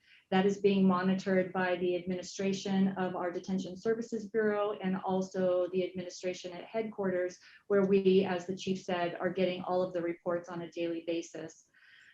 So kind of in addition to those quality assurance matters, we are also in the process of monitoring, taking any kind of personnel actions and real-time feedback to our staff to make sure that we are in compliance with all of the regulations. We've partnered with Juvenile Court Health Services and the Department of Mental Health. Each agency has submitted a sustainability plan, which really outlines how we are going to move forward and make sure that the improvements and updates that we have put in place will continue for the long term. And we believe that all of those items are in place and are moving forward. It is interesting to note, we looked back at some of the changes that we made, especially to the addition of cool down rooms in our Hope Centers. So the opportunity to remove a youth temporarily, to have them really address any kind of social or emotional issues that they might be having in lieu of room confinement. So we looked at a time period between October 1st and November 11th. And between the two facilities, we had 145 instances in which room confinement was avoided by placing these youth into cool down rooms in our Hope Centers. That's tremendous. That is really about providing a more therapeutic approach, a more evidence-based approach to serving the youth in our care.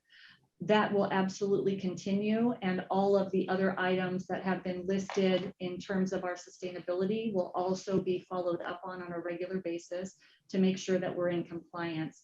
We agree with the recommendations from the BSCC to continue to provide reports of room confinement and mechanical restraints to our BSCC representative, Lisa Southwell, so that we can continue to monitor those things in real time. And we certainly will be submitting our corrective action plan for the next phase by mid-December.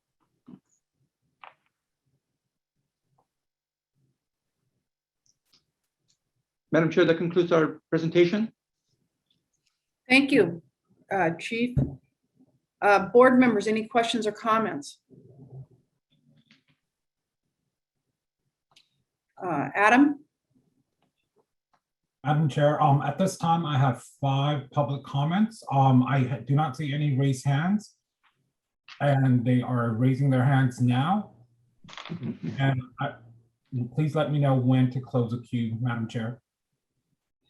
Okay, I think what we'll do is give this another 3 minutes for people because we just opened it for public comment to get in the queue, and then I'd ask you to close the queue.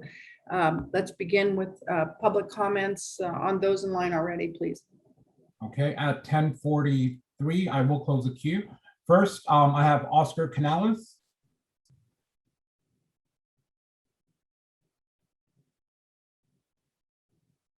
Oscar? Hello. Good morning, the BSCC and to the public. Oscar? Thank you for having me here. Oscar, can you hear me? My name is Oscar Canales. My pronouns are he, him, his. I think we're having Yes. some technical difficulties, Oscar. Is there any Yes. chance you can log into another line and get back in the queue? Very difficult to understand you. I can. Oh, wait, now you're clear. Say a few things. Let's see how we're doing. Hello, good morning. Much better, how did you correct yourself? All I had to say was, what? And you did it. Thank you. Go ahead, go for it. I just had to move where there was better signal. It's just the Great. signal is kind of, yeah. Okay, great. Good Please morning. proceed. All right. Good morning, everybody. My name is Oscar Canales. My pronouns are he, him, his. I am with the Anti-Recidivism Coalition as well with Los Angeles Youth Uprising. First off and foremost, I want to thank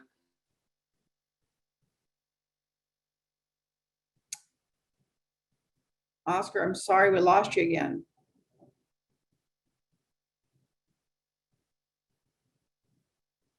Adam, please keep an eye on Oscar, let him get back in the queue and move us to the next individual in line.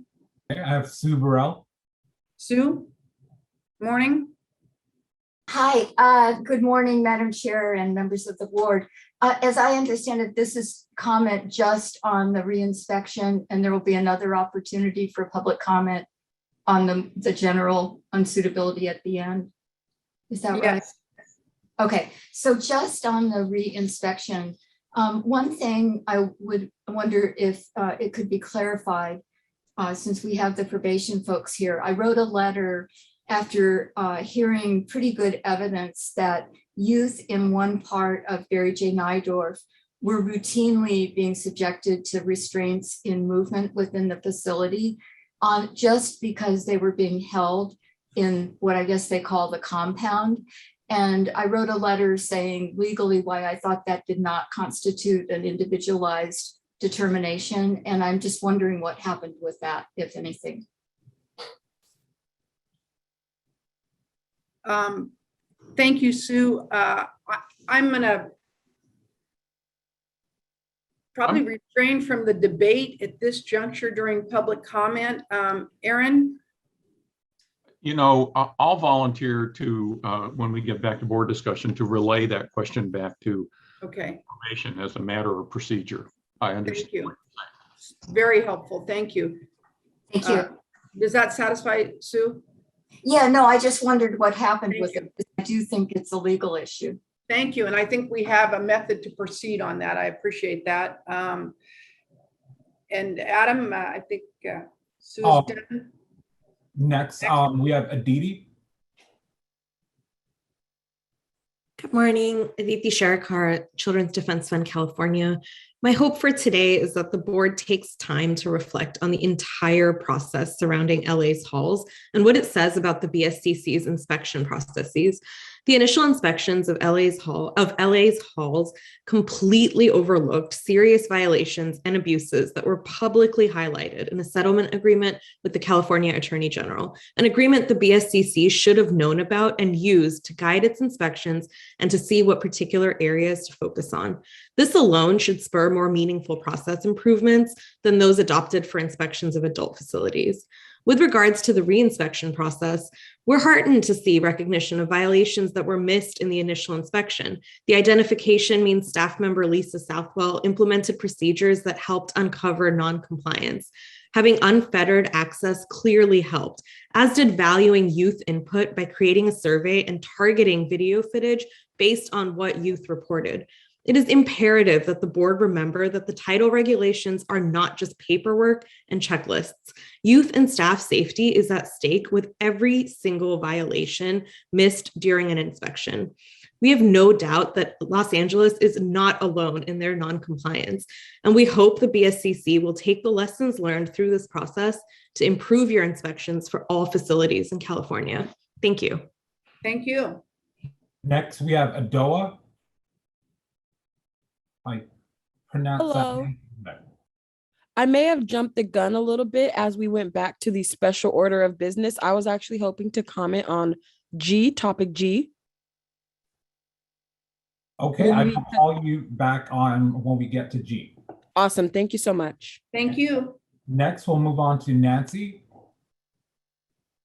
Hello, Nancy Juarez with the Center on Juvenile and Criminal Justice. We'd like to comment on the BSCC's reinspection and determination of suitability for the LA County Juvenile Halls.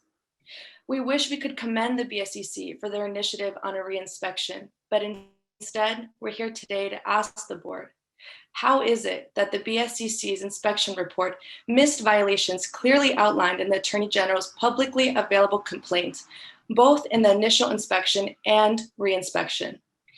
For context, some of the violations found by the Attorney General's office include a lack of accessibility to restrooms, resulting in youth urinating in milk cartons, and an excessive use of OC spray and physical force without the use of de-escalation tactics first. The BSCC's re-inspection failed to take these violations into account. So I asked the board, can we truly say these halls are found suitable for the housing of youth? To quote the supplemental report released on November 15th, it states, quote, LA County Probation is developing a sustainability report that will serve as a guide to the agency's plan to maintain compliance with the issues related to suitability, unquote. What use is a guide if it is being informed by the same metrics that led LA County juvenile halls astray in the first place? It was February when they were first found unsuitable. We are now in November. How much longer do the youth under your care have to suffer? It is clear that the inspections process for LA County halls is flawed. You must do better. When the BSCC inspector implemented the use of staff and youth interviews without the presence of probation, as well as in-person inspections versus virtual ones and unannounced facility inspections with unfettered access, more violations were uncovered. Again, we'd like to applaud the BSCC for these findings in their reinspection, but we know more is missing. Many other areas found out of compliance are outlined in the Attorney General's complaint, which the BSCC's inspector failed to take into account. We hope at the very least that this serves as a lesson in improving your inspections process going forward. Thank you. Thank you. Chair Penner, Oscar has come back. Oscar, are you there?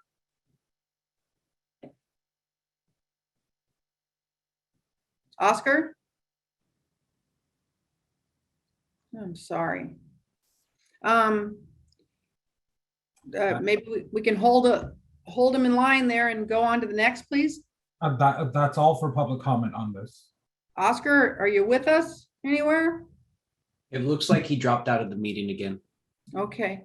Well, thank you. I do have one more actually. Damon? Yes, hi, I'm here. Hi. Yes, hi. You all can hear me good? Yes, we can. Okay, yeah, thank you for having me and hearing me out. My name is Damon Ayala. I'm a social work intern at USC with Dignity Empower Now and LA Youth Uprising Coalition. And I just want to say that, I understand that in the eyes of this board, LA County Probation, is now in compliance with regard to the previous violations it was required to address, which they finally did after significant delay at the expense of the safety and well-being of our youth. Sorry, I had a call there, I had to dismiss. However, during the latest reinspection, it appears that new violations were found, which might indicate that this may very well be the case every time future inspections are performed, unless they are frequent, thorough, and consistent. I offer that routine, youth-centered inspections with random video footage reviews and visits without advance notice should be the norm. Speaking from experience as a young man in the LA probation halls and camp system, young people are full of life and staff is on their best behavior when third parties such as family or youth advocates are around, only to return to the usual and possibly abusive environment absent that scenario. The former scenario I just described should be the rule and not the exception. I ask that the BSCC and LA County improve inspection protocols to implement and make more permanent a routine and thorough inspection process that involves family and youth advocacy groups, including community-based organizations, so that our youth are not exposed to further trauma on top of that which comes with being incarcerated. I ask each board member, will you commit to ensuring the safety of our youth by improving the inspection process so that these types of harmful situations do not arise again? And I just want to remind you that LA County and along with this board, maybe not you guys, but this board allowed it to get this way in the first place. So we can't continue to keep on doing it the same old way. Thank you. Thank you.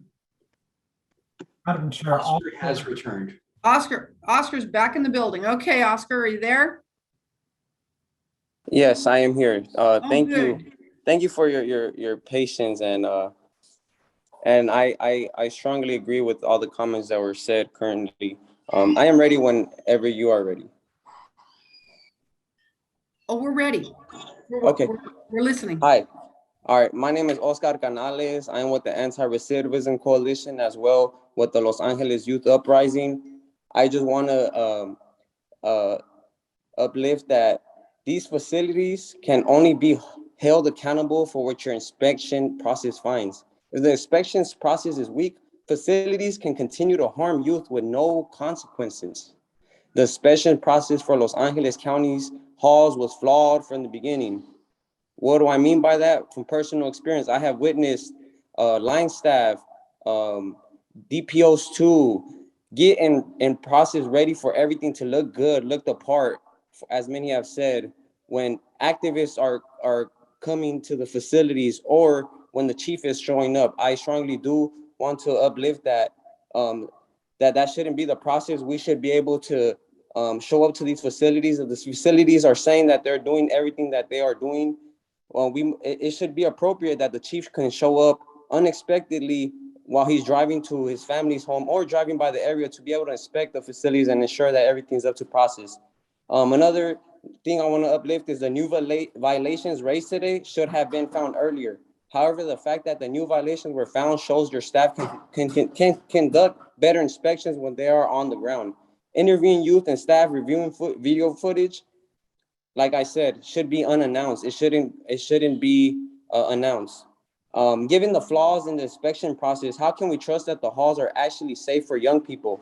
Even if you find the hall suitable today, that does not mean that the abuses are not happening. As it was mentioned in the beginning, there are still currently new unsuitability factors that finds the juvenile halls unsuitable. So many abuses found in the Attorney General's lawsuits were not included in the BSCC's inspections. Details of these abuses were available publicly, yet completely ignored during the initial inspection and the latest reinspection. The board should remember that the minimum standards are not just a checklist. Our young people's health and safety are at stake. You need to think of the trauma endured by the young persons. It's not just a paper trail. It's not about money. It's about the youth and their livelihood. We hope you continue to take a closer look at what you can do to improve your inspections so you don't miss these abuses that are well known by those on the ground and by those affected for generations and generations. Thank you. This is all I'd like to say on this agenda item. Thank you, Oscar. Adam? There are no other public comments. I then refer back to the board on this item. Comments?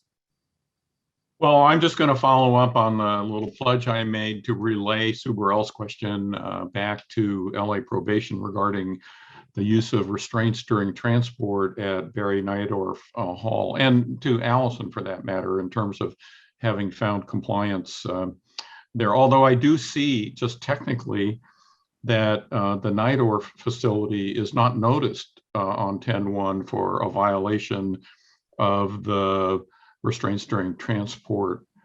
I mean, I don't think it's actually an issue on suitability today, but I think it's a fair question. And I would invite LA Probation to answer the question, which was, there are allegations that kids are being routinely shackled and during transport in the compound at BJN without individual assessments, and how do you respond to that? Thank you for the question. Sue Bernal mentioned there was a letter. I've not received a letter. Did it come to probation or did the letter go to BSCC? It went to Katie Howard at BSCC. I'm not seeing the letter, so I'm not sure what she's referring to. So I can comment something I'm not aware of right now. I just sent it to BSCC because I thought it was an issue that they would be dealing with in the reinspection. And it was based on the video I saw of Felicia Cotton at the September 23rd Probation Oversight Commission meeting. So I sent it to the people that were doing the inspections. And Adam, I do believe we posted Sue Burrell's letter connected to this agenda item. Yes, that's correct. It is online. Okay, I'll retrieve it and then I'll get back to Lisa Softwell on that one. Thank you. Thank you.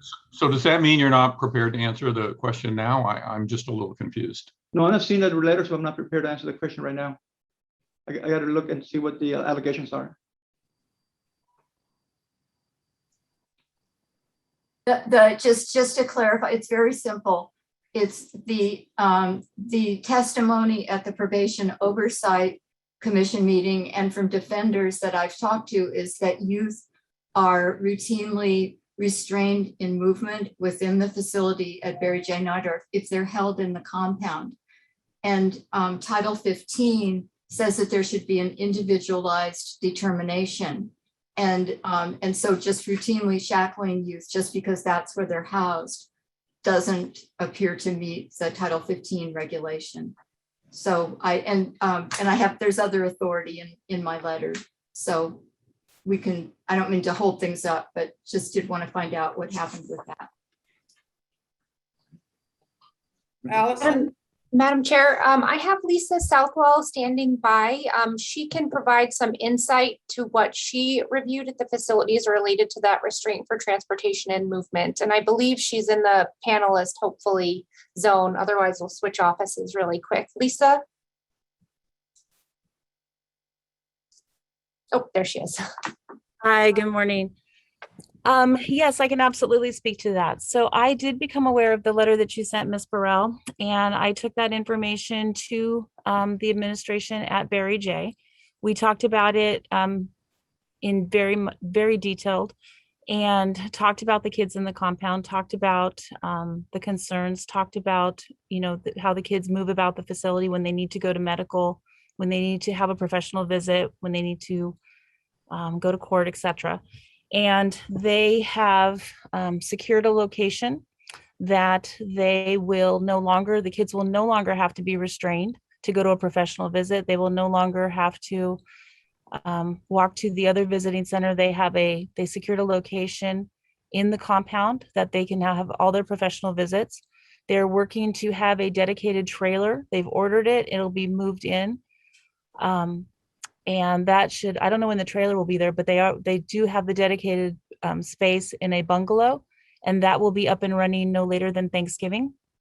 They're working to secure the process with medical to some way have all the medical necessities and the exams and the wellness checks, that sort of thing that can occur in the compound units happen at the compound.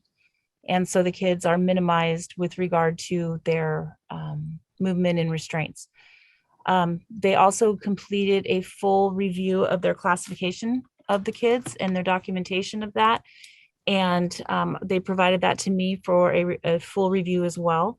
And I would say probably, I don't have an exact number off the top of my head because I didn't bring that with me this morning, but the classifications that I reviewed, the majority of the youth do have codes. They call them special codes, like for escape or for dangerous, suicidal, different codes that they utilize for classification purposes. And they did review all of them. So that is the update that I can provide you. So as soon as I brought that to their attention, they set about making that change and fixing that. So those youth should no longer be restrained. And just maybe to put a fine point on it as quickly as possible, For those that are restrained, what about, Lisa, did you make any findings on the individual assessments for which there's a claim that they weren't happening? So the youth in the compound, the requirement for restraints is that the facility needs to have a policy and a procedure, and they do. With regard to those kids, they are classified upon entry, and they make a determination on entry if those youth need to be restrained upon moving around the facility. Some of the kids, as I said, they do have like the special codes that either for escape or for dangerous or for keep separates or for that sort of thing. And so they have completed their classification documentation the way they're supposed to. And so as an alternative to not have those youth have to be restrained every time, we had significant conversation about that. And they've put together that space where they can have their own professional visits and participate in those visits without having to walk across the campus being restrained, being shackled, being restrained. And they're working to continue to do that. I'm also going to continue to work with them on a process, because I know it's been a concern that, once a youth comes into the compound and they are, the crime that they've committed puts them in the compound, that while they're going through the court process, that crime, remains. And so we're working on that as well to figure out another alternative that they could utilize. But they've definitely made great strides in a very short amount of time to address that issue. Well, thanks. I think that covers it. And technically, as far as the Najdorf facility is concerned, this is not a noticed issue of compliance for today. It's an issue for ongoing scrutiny, I guess I would. And I do have other comments with regard to the general sort of unsuitability issue, but I'm going to just hold those for now. Maybe other board members have. Meaning unsuitability, ongoing unsuitability, or current item unsuitability? No, I think we're talking about the items rather. Yeah, I'm just clearing. I wanted some clarity from you on what you wanted to comment on. So when we get to the sort of big decision, I have more comments. Thank you. Okay.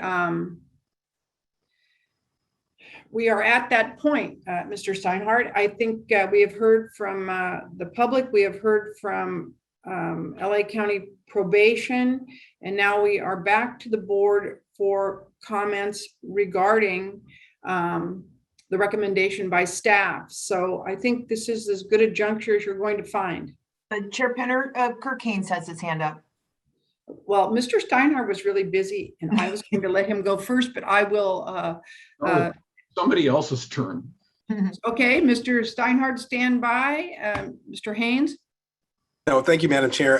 Just one other question for Chief Gonzalez in regard to the training, and it might be clarified when there's a sustainability plan is made available. But regarding training, and I know that to get the BSCC training and also the 4-hour training in regard to some of the items of non-compliance, what's the long-term plan in regard to training? Because a lot of these non-compliance issues that I've seen are, you have a policy and a procedure, but it's about making sure that training is ongoing, as you indicated. But is this something that's going to happen yearly, every 6 months? I mean, what's the plan in regard just to make sure that staff continue to maintain what the progress that you've all have made? Thank you, sir. Good question. We're doing the 2-week training in addition to this 4-hour mandated training we just did to our senior staff, and every new recruit that comes to the academy for the juvenile core academy is getting this additional training now.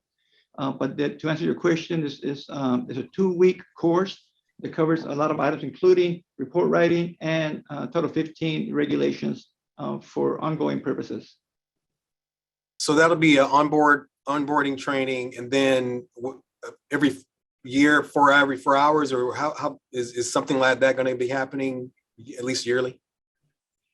It's an 8-hour minimum every year. Okay. Thank you. I appreciate what you're saying, Kirk. You know, the worry is always, yes, we've had a great deal of urgency surrounding the issues that were raised, and we've done some on-the-spot training and moved towards compliance in these issues, but the sustainability of this in Los Angeles is heavily questioned as we go forward. We can't have an urgent moment every inspection cycle or every 90 days. And while I appreciate the expediency in terms of LA County and Chief Gonzalez's response to the issues that were raised in this, I'm really troubled that we have to continue to remain in LA and to ensure that you are suitable, when what I'm not hearing is an overarching plan for quality assurance in your facility.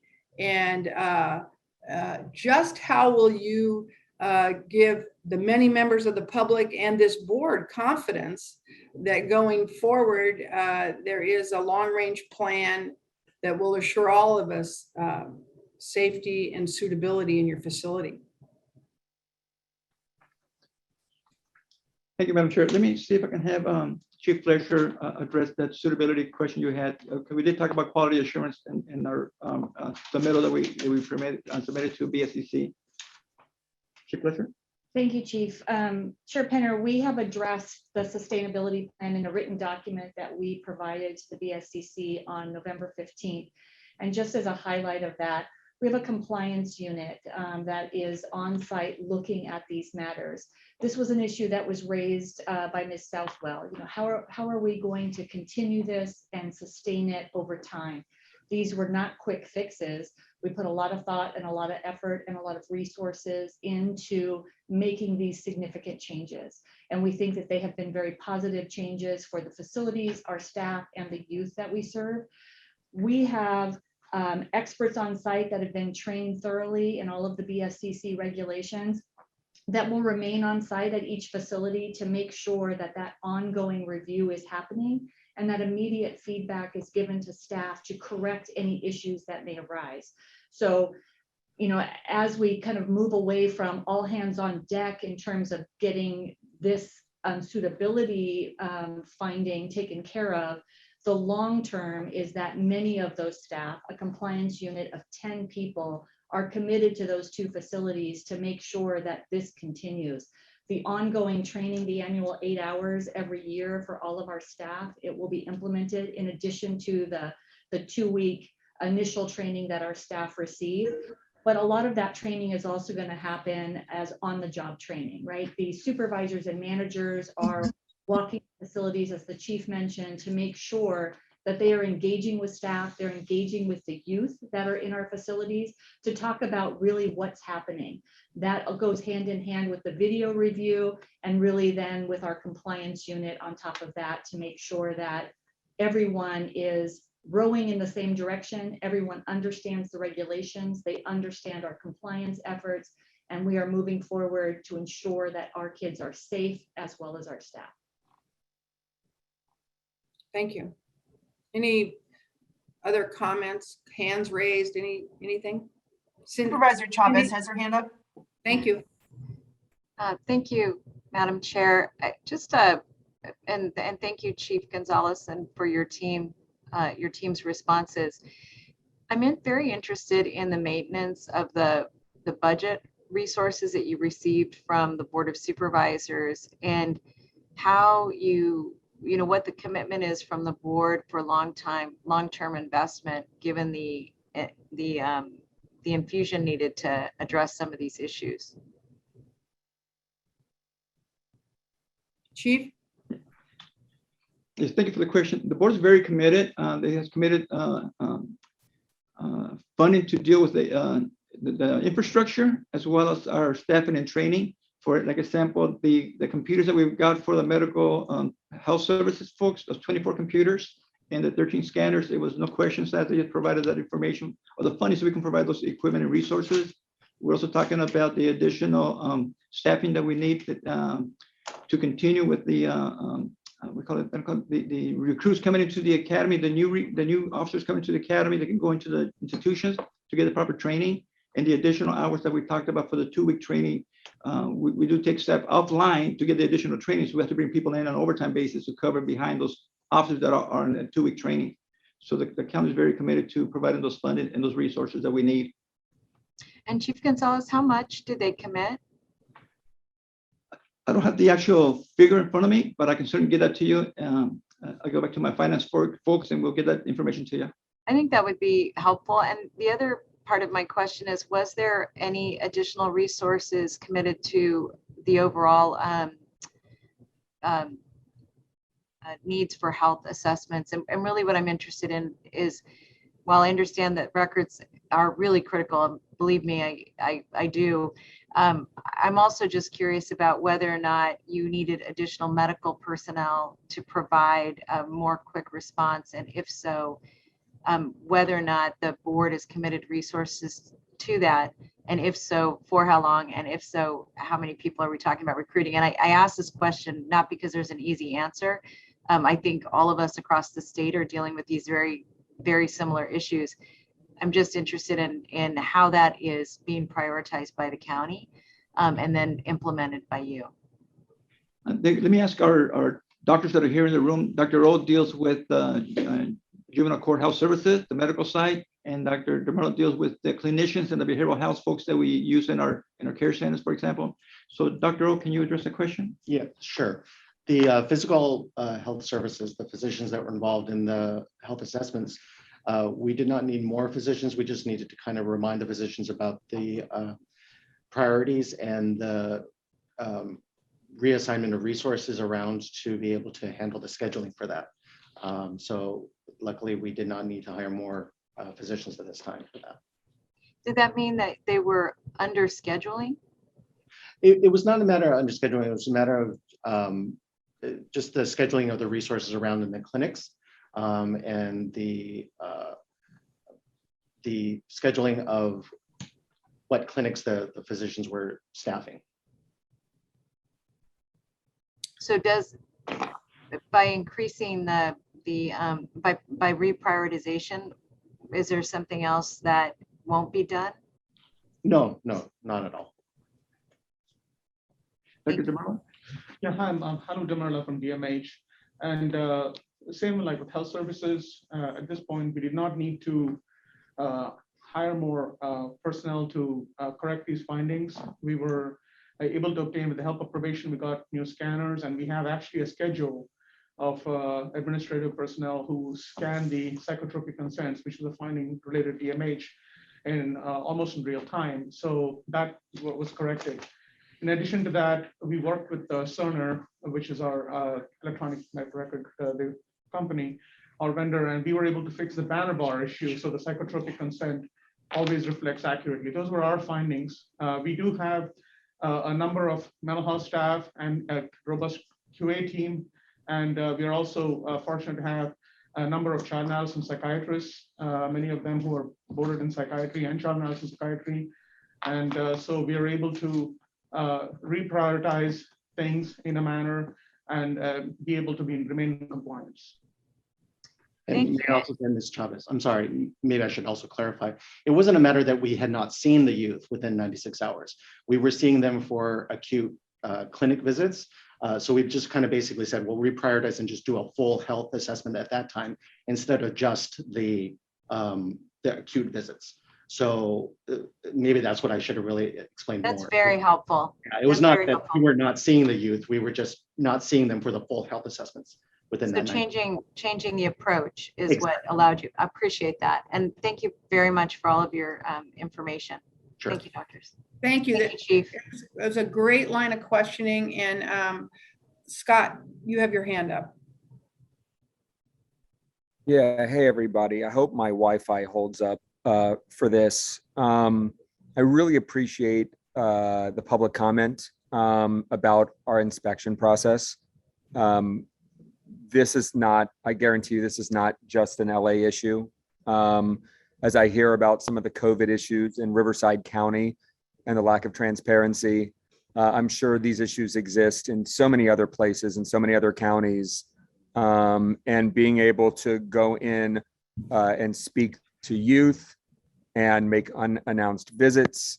I ultimately, at the end of this, I would love to hear from the leadership at BSCC how we're going to take some of our lessons we've learned here and apply it to our inspection process moving forward.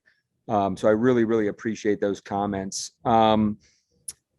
This is a complicated conversation for me. I've been going into Barry J. Najdorf Juvenile Hall every week since 2004 and working with the youth in the compound. I was definitely very troubled to hear of the items of non-compliance that existed. I also know tremendous staff in that compound that I've watched care about kids for 20 years. And some of them have been rewarded for that. And some of them have ultimately been fired throughout various ways. I've seen staff be very abusive. I've seen both sides of the coin. I have staff in that juvenile hall that have become great friends. And I know for a fact they care deeply about seeing the kids succeed, go home and do great. And when we come in with our ARC mentors on Saturday, who are all formerly incarcerated, some of whom used to be in the compound, these staff greet them with open arms. And it just gives them such joy to see the kids back thriving and succeeding, coming in as free people and as mentors. I appreciate the leadership of Scott Sanders, who runs Barry J. Najdorf, and I'm very excited, Chief Gonzalez, for your leadership and where you want to take the department, as I've watched you care so deeply about the kids in San Diego. So I'm definitely torn by what was happening at Barry J. Najdorf. I appreciate all that you guys have done over these last 2 months to correct the problems, and I really want to put an emphasis on that there's some rigor in making sure that the juvenile halls stay on course, and we don't fall back into any of these old ways. I'll continue to come in and be there myself. I'll continue to support the youth in your care and the department as you guys do what you're doing. But I really, really, really hope that we've all learned some lessons from this experience, and things will be much better. Thank you, Scott. I think you've given me a. I'd love for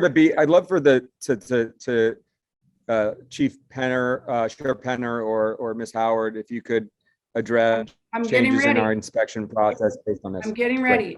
I appreciate what I was going to say is you gave me a good lead in to be able to tell you, some of the thought processes that have gone on internally as an agency, and I want to address that. But before I do that, Scott, I'd really like to acknowledge the rest of the board members that have their hands up at this juncture. So as I summarize at the end of this, I've addressed all board members' concerns. So Guillermo, I see that you have your hand up.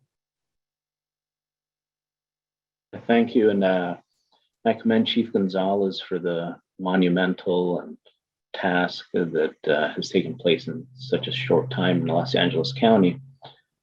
But I'm concerned, and it may be a matter of process, because it was a very difficult decision for the board to find Lake County unsuitable, to the extent that they were on the precipice of not being able to house juveniles in their facilities. And then we turn around, and on the eve, because procedurally it appears the board is likely to find them now suitable, that now there's another outstanding issue. And we're largely sandwiched by statute and how we do this. But I'm worried about the erosion of this body's credibility, because in the end, what the public expects from us is that we hold locals accountable to make sure that these are safe environments for youth. And so it seems schizophrenic to say both you have remedied the issues that made you unsuitable and we're putting you on notice for other issues. And so this has nothing to do with our inspections. In terms of the folks that work for BSCC are incredible. They do work that I'm not even sure how they're able to do it in a 24-hour period. So it doesn't have to do with that, but it seems something is broken in the process where both of these things could coexist. And I'm not sure how this body can address that, but perhaps at some point we can spend some time on that. It seems difficult to explain to a public member how both of these things could exist in the same plane, that they're both suitable and we're putting them on notice. I appreciate it. Anybody else want to say anything? I do have some summary remarks I'd like to make. I think that Supervisor Chavez, Scott, and Guillermo have raised issues that bear attention. David, I know you wanted to say something. Would you like to proceed now, or? I'll make my closing statement, sure. So just my general reactions on the broader subject, and I thank Guillermo and Scott and Cindy for their comments as well. So, I mean, the progress that's been made is really impressive, I think, and reassuring that these facilities are safer and operated more efficiently than they used to be. But I remain troubled by the fact that this has been achieved only under the enormous pressure of enforcement that the board has applied and the incessant inspection process. And by the way, thank you, Lisa Southwell, for dedicating your life over the last 6 months to this. It's been a lot of work, and we need to acknowledge that as well. And so we shouldn't be in a situation where we're making things better in a crisis response mode. There's an issue of confidence ongoing. I mean, here's the LA Probation Department around the table. They're all here, they're responding. But after this is done, then what? New allegations. And so I'm too am troubled by the sort of lack of proactive fixes here. And I'll just stop there on that. As to closure itself, we're not really voting on closure, but I know there are advocates out there who think that it's time to shut these facilities down and that that's somehow, automatically good for youth. And I have to say, I challenge that. I mean, there is a risk involved for the youth themselves in shutting these two facilities. What is the plan for replacement? Are they in violation of their court orders? We're locating them away from a service complex, like it or not, that's in the facility. What about adult court kids? Would they go to jail now? I mean, in other words, it's not just kind of a slam dunk good thing to talk about closing down these facilities because it's progressive or feels good. But that's not the issue here today. Sort of fortunately, I think we are here in a legal framework, and we're here to decide whether Los Angeles County has complied with the noticed violations by coming into compliance. And so just like we kind of were legally hidebound in finding them unsuitable, I think we're legally in a place where we have little choice but to restore the suitability finding at this point, knowing that it's not a final answer to all of our problems. But I have to say that I think the staff report on compliance with the noticed items, which is what we're dealing about today, persuades me that we can move to the next phase, find the facilities suitable at the present time, and then hopefully come up with a plan so that this doesn't keep happening. I mean, everybody's remarks are very meaningful, and I can tell you that internally we've had a number of conversations about, yes, Guillermo, archaic code sections prevent us from moving forward in a fashion that may satisfy many people when we, confront issues like we've seen in LA. And while we appreciate Chief Gonzalez for his quick movement and progress that he made on this, there's no doubt that we have trust issues with LA, no doubt.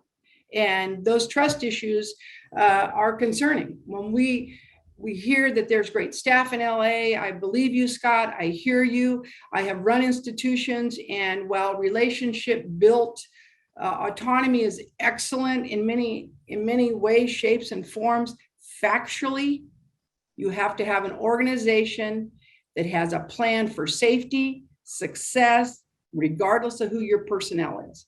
And so understanding they're meaningful people in LA, they continue to find themselves in a, sort of this constant flow of issues with suitability. And the BSCC, this is a new time for us. The first time we've done this to anybody, and it is LA, and we are working hard to merge our inspection process with our regulation process and come up with a product that's meaningful. It's shocking to me. I have no doubt this is accurate, that we're learning about young people who are urinating in milk cartons during the night because there is not adequate staffing or a facility that allows them to do such a simplistic bodily function without, sort of this degrading integration of is it a good facility, bad facility? Is staff doing what they should do or not do? We need to have our regulations address that in a meaningful fashion so that we get something that we don't have to continue to hear about these sorts of things. We felt we did have it. We thought that, with staff room checks and one thing and another, that would be addressed, but we're learning. We have to be more expansive. We have to, when we hear these things routinely come to us as a board, we have to make sure our regulations address it and that factually counties are moving forward. I have no doubt that in the immediate future, there will be quality assurance measures taken in LA County. My suspicion is there were previous quality assurance measures in LA County, and do they ebb and flow with the attention of regulatory entities coming in, DOJ, all of us, have interventions into that facility. And I don't think LA should be driven by crisis, and it frightens me. We finished this, the 2018-2020 inspection cycle, and that is done. We're addressing that as we speak. We now move to the 2020-22 inspection cycle, and we will use all the tools in our toolbox. Letha Southwell will begin that inspection. We will begin to utilize our new authority under a surprise inspection process that's there, and I plan on ensuring it's used aggressively. And I think the entire state of California should know that we were staffed to do just that, and that is our intention to do that. The answer today seems clear to me. They're suitable on what we found in our last process, and we have to go forward and see, if they adhere and become suitable on our new allegations. I wish I could tell you it was simple and this would be, the period at the end of this sentence, but I don't know. This is an iterative process that we're all doing as we go forward. I do think we've clearly, as a board, sent the message that we're not going to tolerate people not paying attention to being suitable. And, sort of okey doking our report when it comes to the attention of the chief, the juvenile court judge, the board of supervisors. Everybody is advised of this. And maybe because of a long history of, inaction in terms of finding places unsuitable, everybody was compliant. We can tell you this board intends to be compliant. The agency itself intends to be aggressive, and I'm saddened that we're here. At the same time, I'm confident we'll make some changes and a difference, county by county. So I'll leave it at that. Been on my soapbox a little too long. Any other questions or comments? The board is thoughtful, insightful, and I know takes this very seriously. And so I would now ask for a motion and a second on the item before us.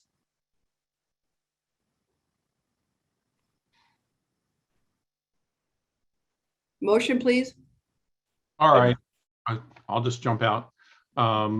For all the reasons discussed, I will move acceptance of the staff findings on compliance for both facilities and the staff recommendation to restore the suitability of the two facilities at this time. Thank you. We have a motion. May I get a second, please? Second. Thank you, thank you, thank you for both seconds. Adam, please. Chair Penner, Aye. Miss Allison, Aye. Mr. Villarosa, Aye. Mr. Haynes, Aye.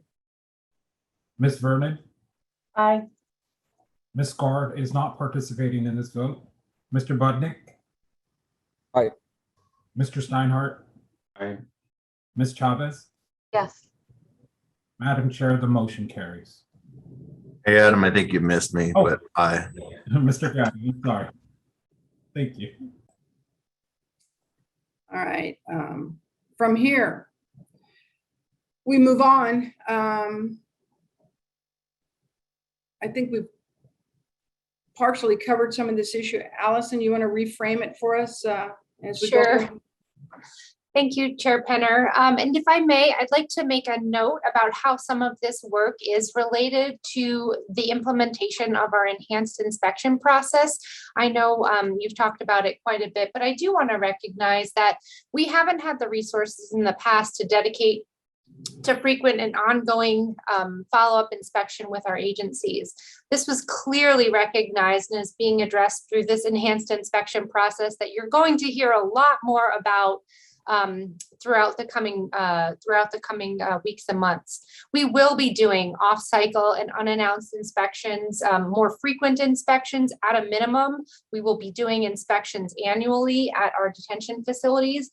And this approach is going to provide a benefit and a path toward targeting concerns that either arise from a previous inspection or a current inspection or from other sources. So we're looking forward to sharing more of this type of work with the board and with the community. So I just wanted to make a note of that. This has really, like I said, informed how we're moving forward with that enhanced inspection process. So I'm now going to address. This is for the county jails as well. Correct. Yes, this is for all of our inspections of local detention facilities, both adult and juvenile. Moving forward, yes. So I will now address the new items of non-compliance and walk the board through the process to address these items. The county was verbally notified of these items on October 15th and in writing on November 15th of 2021 as part of the reinspection debriefing. These items of non-compliance are separate from the issues identified in suitability. The county has begun to correct these items and has been asked to submit a formal corrective action plan to specifically address these items of non-compliance by December 14th, 2021. The first issue occurred at both the Barry J. Najdorf and the Central Juvenile Halls. During our reinspection, BSCC staff heard from youth who reported that at times they were being placed in their locked rooms in their units for long periods of time after fights, during visiting, before and during showers, and at shift change. These placements were not documented as room confinement. The probation department asserted that these incidents were not documented because they did not constitute room confinement because the placement was either brief or was necessary for required institutional operations, as is outlined in the regulations. While some of these incidents could be described as brief and necessary for required institutional operations, after reviewing video and speaking with both facility staff and youth housed at the facilities, BSCC staff determined that many of these placements could not reasonably be characterized as brief or necessary for required institutional operations. Since being notified of the non-compliance, the probation department has worked to reduce unnecessary room confinement. Training has been provided to staff and to managers, and BSCC staff surveyed and interviewed youth following the notice to determine compliance after this initial notice.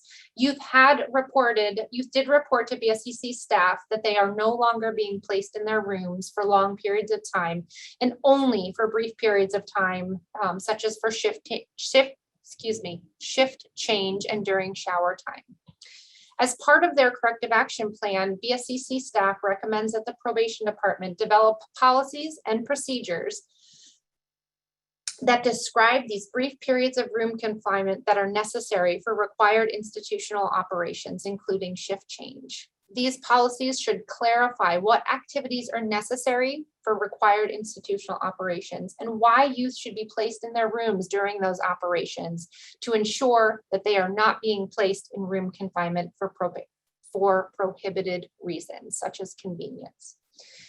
It is recommended that policies require that youth be allowed to leave their rooms as soon as these activities are complete, and should also require that staff document the actual time used to conduct required institutional operations. We are recommending revision to the Juvenile Title 15 regulations to further define these terms, brief periods and required institutional operations, to clarify and address some of these issues that we're seeing. We will continue to keep the board apprised of the county's progress on this item. The second new issue of non-compliance is related to safety checks. At Central Juvenile Hall, BSCC staff identified a new item of non-compliance with Section 1328 safety checks.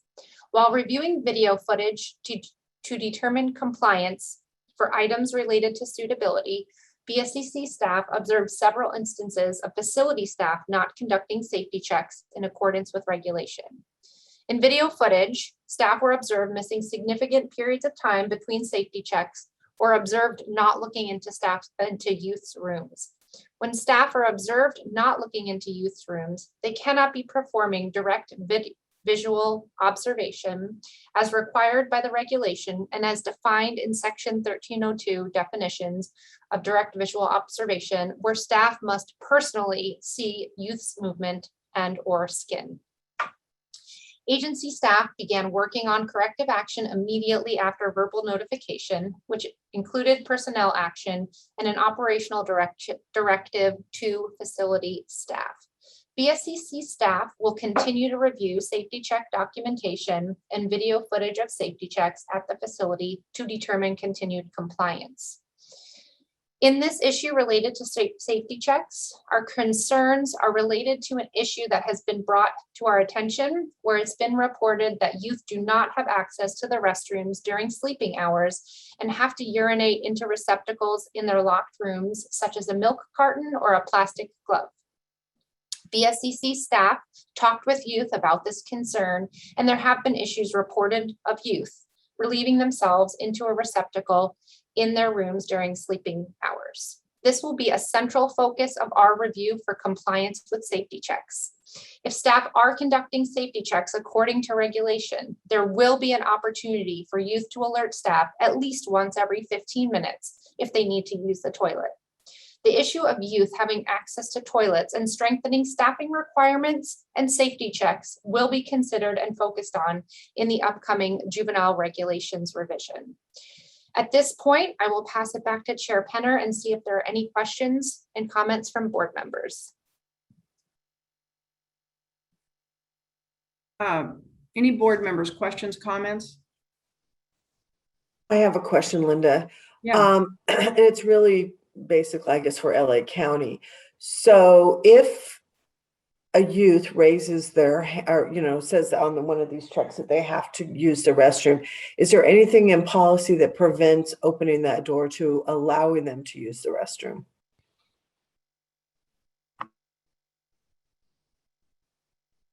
Thank you, Ms. Allison, for the question. No, there's nothing in the policy that prohibits the officer from opening the door and letting them go to the restroom.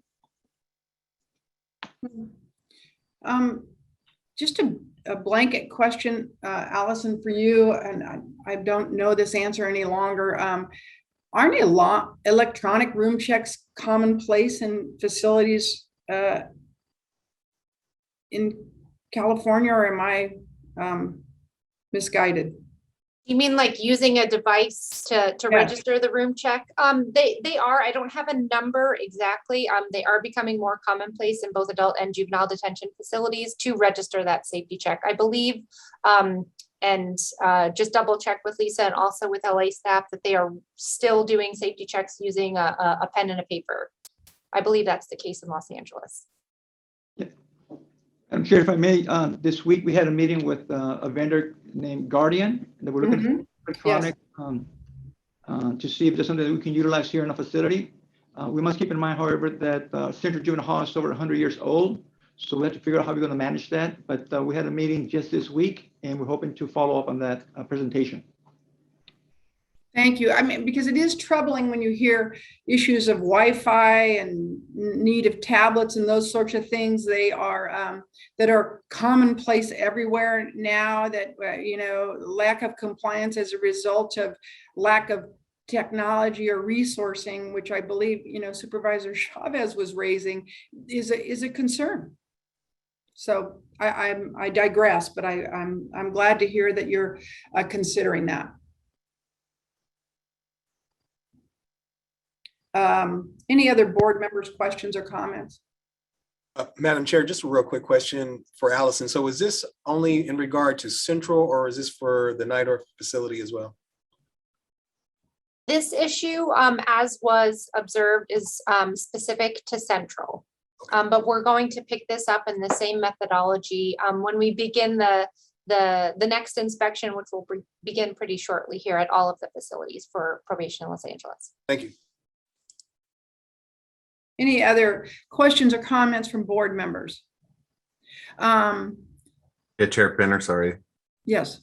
So I have one question. So obviously I don't have a lot of experience in juvenile halls, but it's surprising that there are housing units that don't have toilets in them. Are they at that facility? Is it because of the age? And is it, you know, a large number of the housing units, or is it just a, you know, a specific type where they don't have that immediate access? Thank you, sure. I think in Los Angeles, some of our facilities are dated and they weren't built with what they call a wet room, where they have the restrooms and the sink inside their living quarters. They have to step outside. Because, I think because of the age of the facility, I think that we do have some facilities that do have restrooms inside of them, but not at Central. Okay, thank you.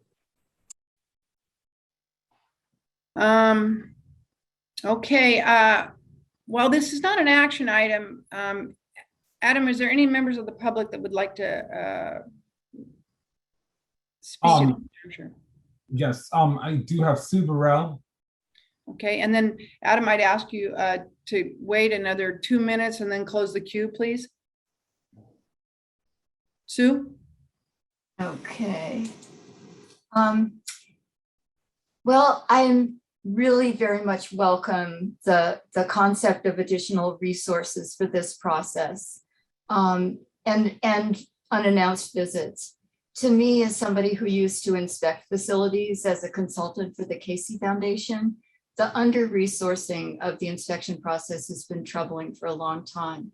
When we used to go into facilities, we always had at least 3 inspectors. And here, Lisa Southwell has been responsible just in the last few months for these 2 enormous facilities needing intense attention.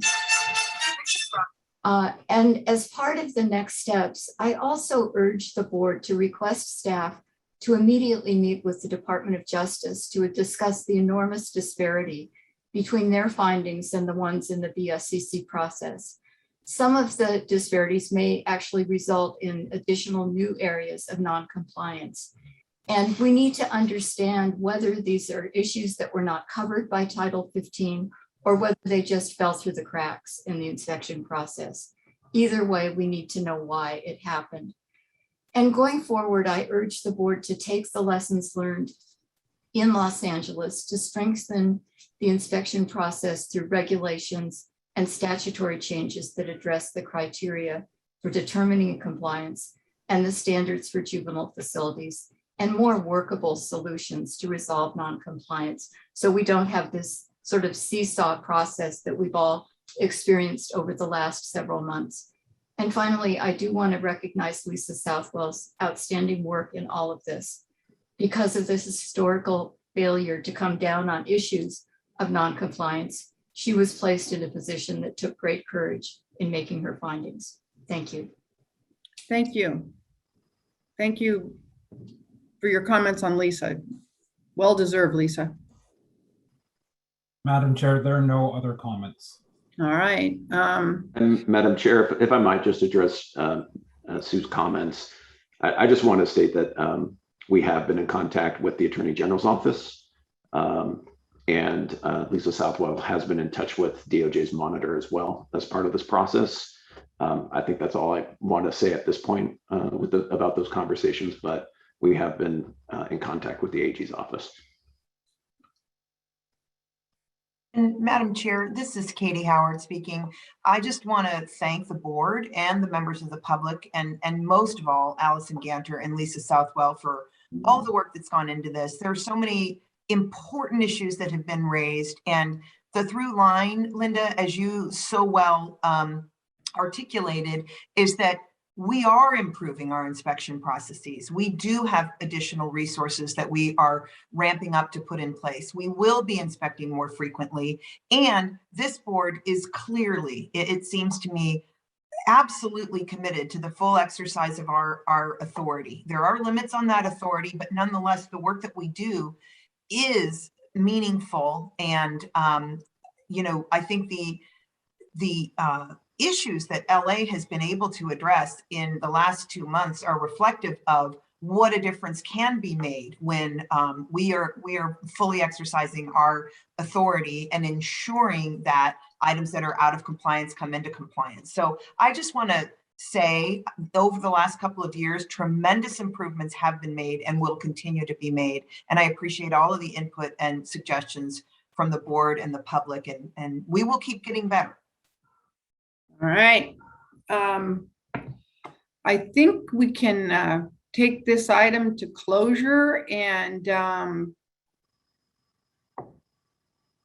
we will move on to item G on our agenda.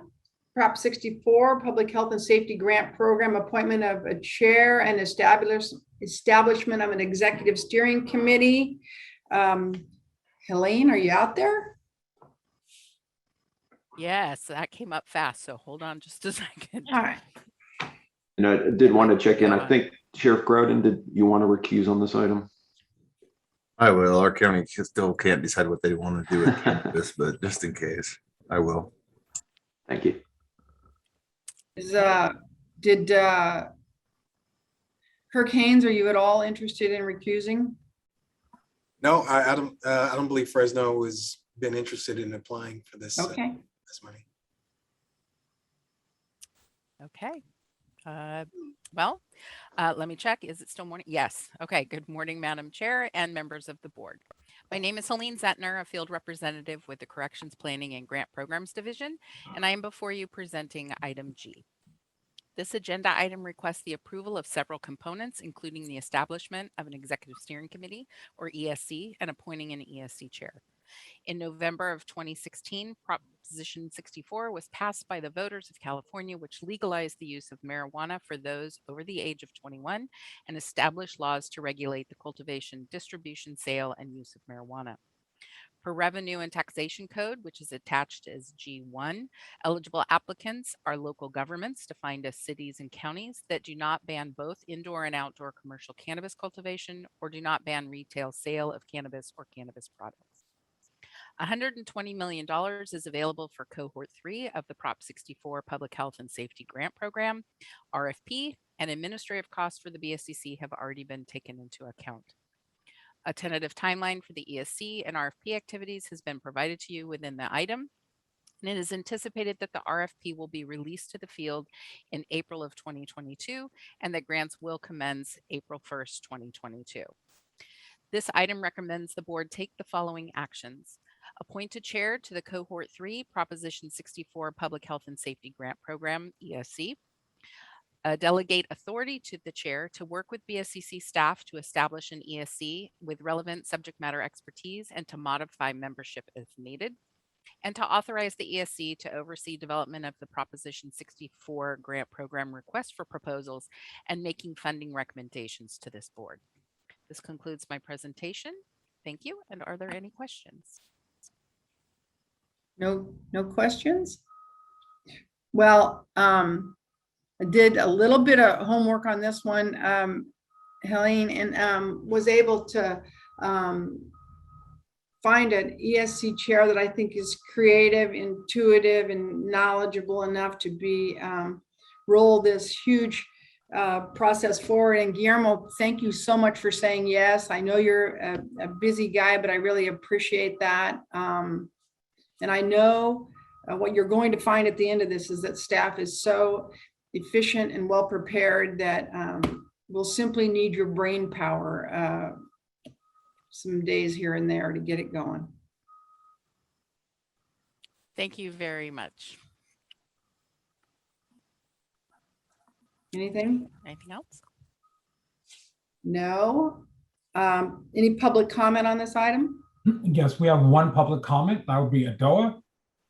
Hello, my name is Ajua Achianu, and I'm a policy advocate with Youth Forward. We are a community-based organization located in Sacramento, California.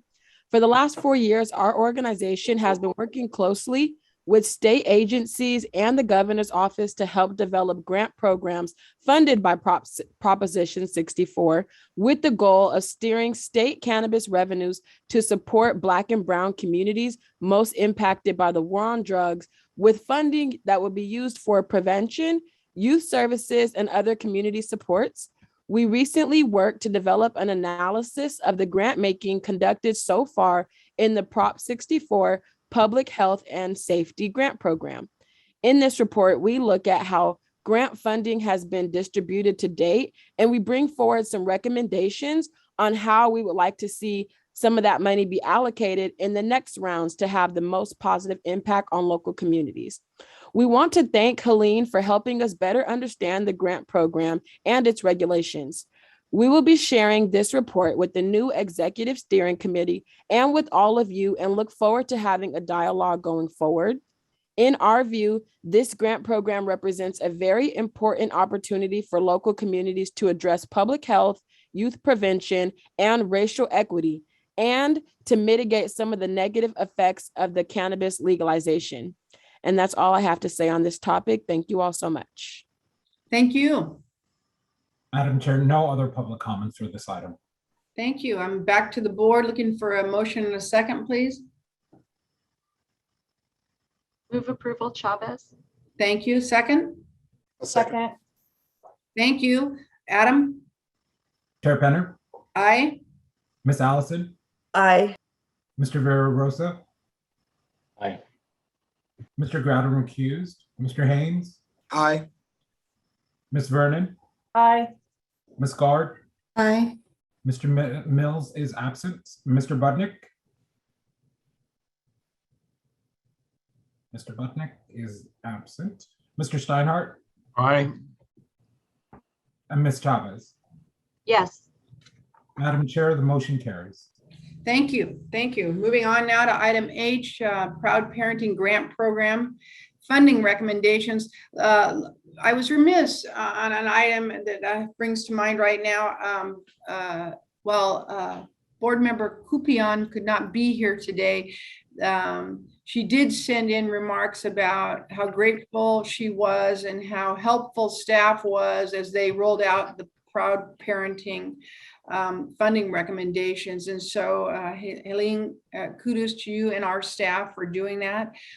She also expressed in that note, grave concerns about the LA issue and wanted us to know she was very thoughtful about it, but sorry she was unable to be here. I should have said that during that item and did not. So now to you, Helene.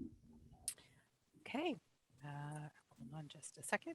Okay, it is still morning, and I am still Helene Zentner, field representative with the Corrections Planning and Grants Program, and I'm also presenting Agenda Item H. This agenda item requests board approval of the Proud Parenting Grant Program Awards is recommended by its Executive Steering Committee, or ESC, and the scoring panel. Membership of the ESC and scoring panel can be found in attachment H1 of this item. The 2022 State Budget Act appropriated $835,000 to the BSCC for competitive grants to support young parents aged 25 years old or younger who were or are involved in the justice system and or who are considered crossover youth within the child welfare system. The grant making process began in February of this year when board member Norma Kumpion, who was appointed chair to the Proud Parenting ESC, and compiled a diverse group of subject matter experts. They were brought together to develop the request for proposals, which is attachment H2, and the rating criteria. And as Chair Penner stated, although Ms. Kumpion was unable to be here today, I'd like to personally thank her and all the individuals who provided their recommendations and for their time, effort, and expertise during this entire process. The BSCC received 33 proposals requesting over $30 million. Eligible applicants for this funding were county offices of education, probation departments, federally recognized Indian tribes in California, and non-governmental organizations. And at this time, I'd like to provide a slide that displays the top ranked applicants being recommended by the steering committee and scoring panel, which is also attachment H3. And let me just get that up real quick. So hopefully you can see that slide, but it is again in attachment H3. If the proposed list of grantees is approved, the 3-year grant period would begin January 1, 2022 and end December of 2024. A summary of the recommended projects is provided in attachment H4. So on behalf of the Proud Parenting Grant ESC and Scoring Panel, staff recommends the board fully fund the 8 top ranked Proud Parenting Grant Program proposals totaling $795,223 and 1 partial award to the next ranked proposal in the amount of $37,777. And to just that way it would distribute the full $835,000 available. The second is to authorize staff to offer a conditional award to applicants next on the ranked ordered list if an applicant does not accept this conditional grant award. This concludes my presentation. And are there any questions? Any questions by any members of the board? All right. Any questions from the public, Adam? I have no public comments for agenda item H. Okay, looking for a motion and a second, please. Move approval, Chavez. Thank you. Second? Kathy Ellison, second. Thank you, Kathy. In your illness, you're readily there for us. I appreciate that. Adam? Chair Penner? Aye. Ms. Allison? Aye. Mr. Villarosa? Aye. Mr. Groudon? Aye. Mr. Haynes? Aye. Ms. Vernon? Aye. Ms. Guard? Aye. Mr. Steinhardt? Aye. Ms. Chavez? Yes. Madam Chair, the motion carries. Thank you. Moving on now to item I, Standard and Training Corrections Compliance Report. And I see Yvonne Gardner here and an executive in our agency ready to roll on STC training. Good morning. Yes, my name is Yvonne Garner, and I am the Deputy Director with the Standards and Training for Corrections Division. I'm going to share my screen, and hopefully this will work. Can you all see that? Fantastic. Yeah. So agenda item I is STC's annual report. It is an information item only and focuses on program data and compliance findings for last fiscal year and provides an overview of significant program activities for the year. So I'd like to begin by sharing that the COVID-19 pandemic continues to impact statewide training efforts and the ability of agencies to meet state selection and training requirements. In some counties, travel restrictions are still in place, which limits their training options. In-person trainings that are available are running at a reduced capacity, and we continue to experience cancellations of training due to illness. As the pandemic has worn on, agencies and training providers have adjusted to make training more available. Training is being delivered virtually in many cases. The 80-hour supervisor core is now available as a 100% web-based program, as is the 80-hour manager core. Many agencies have also resumed in-person training where the content lends itself to that environment, but with safety precautions in place. SCC is currently working with training providers on some hybrid options for our longer core training programs. And these are the core training programs for probation officers, adult corrections officers, and juvenile corrections officer. A fully computer-based delivery isn't feasible due to the length and complexity of that training. Most of the core training programs are over 160 hours. But a hybrid option allows some content to be delivered online while other content is delivered in person. Hiring new employees has also been a challenge for agencies, especially delivery of the selection exam, which was designed to be administered in person and with a proctor. Recently, we developed an option for agencies to administer the exam online with a live proctoring service. This allows a candidate to take the exam from their home, local library, or other location while still protecting the integrity of the exam process. So overall, we are finding that COVID continues to be a challenge, but it is having less of an impact on compliance than we saw early in the pandemic as agencies have pivoted to find new ways to select and train staff. And we'll talk a little bit more about this impact when I review the compliance findings. So the SCC program is responsible for setting standards for the selection and training of local corrections personnel working for sheriff's offices, police departments, and probation departments. In fiscal year 2020-21, 152 agencies participated in the SCC program. This is 5 less than we saw last year because CDCR closed 4 of their modified community correctional facilities, and we had 1 police department transition to a temporary holding facility. STC agencies employed just over 31,000 local corrections staff. And we also have 275 providers who deliver SCC certified training to agency staff. Agencies administered approximately 9,000 of the SCC entry-level selection exam to fill vacancies during the year. As you can see on this slide, there has been a significant decrease over the last 2 years. This is primarily because of COVID-19. Early in the pandemic, agencies paused or slowed the administration of the selection exam due to safety issues. These numbers are already starting to increase again as agencies resume selection activities, and the recent option for online administration is also helpful here. So now moving into compliance. All agencies that participate in the SCC program must meet SCC's training standards. These standards require that all employees complete a prescribed course of training within the first year of hire and a defined number of training hours every year thereafter based on their classification.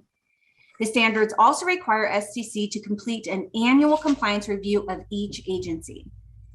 Like last year, the majority of the compliance reviews this year were conducted virtually. However, we did some in-person reviews for agencies with technology limitations or more complex training programs.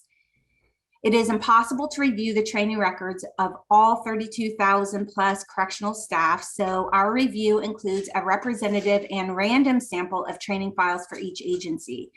We also require agencies to do a self-audit and add any issues they identify to our sample. We review all the training files in our sample to determine whether required training was completed. STC has a 100% compliance requirement. So what this means is to be found in compliance, all of an agency's employees must have completed the required STC training or met one of STC's criteria for exception.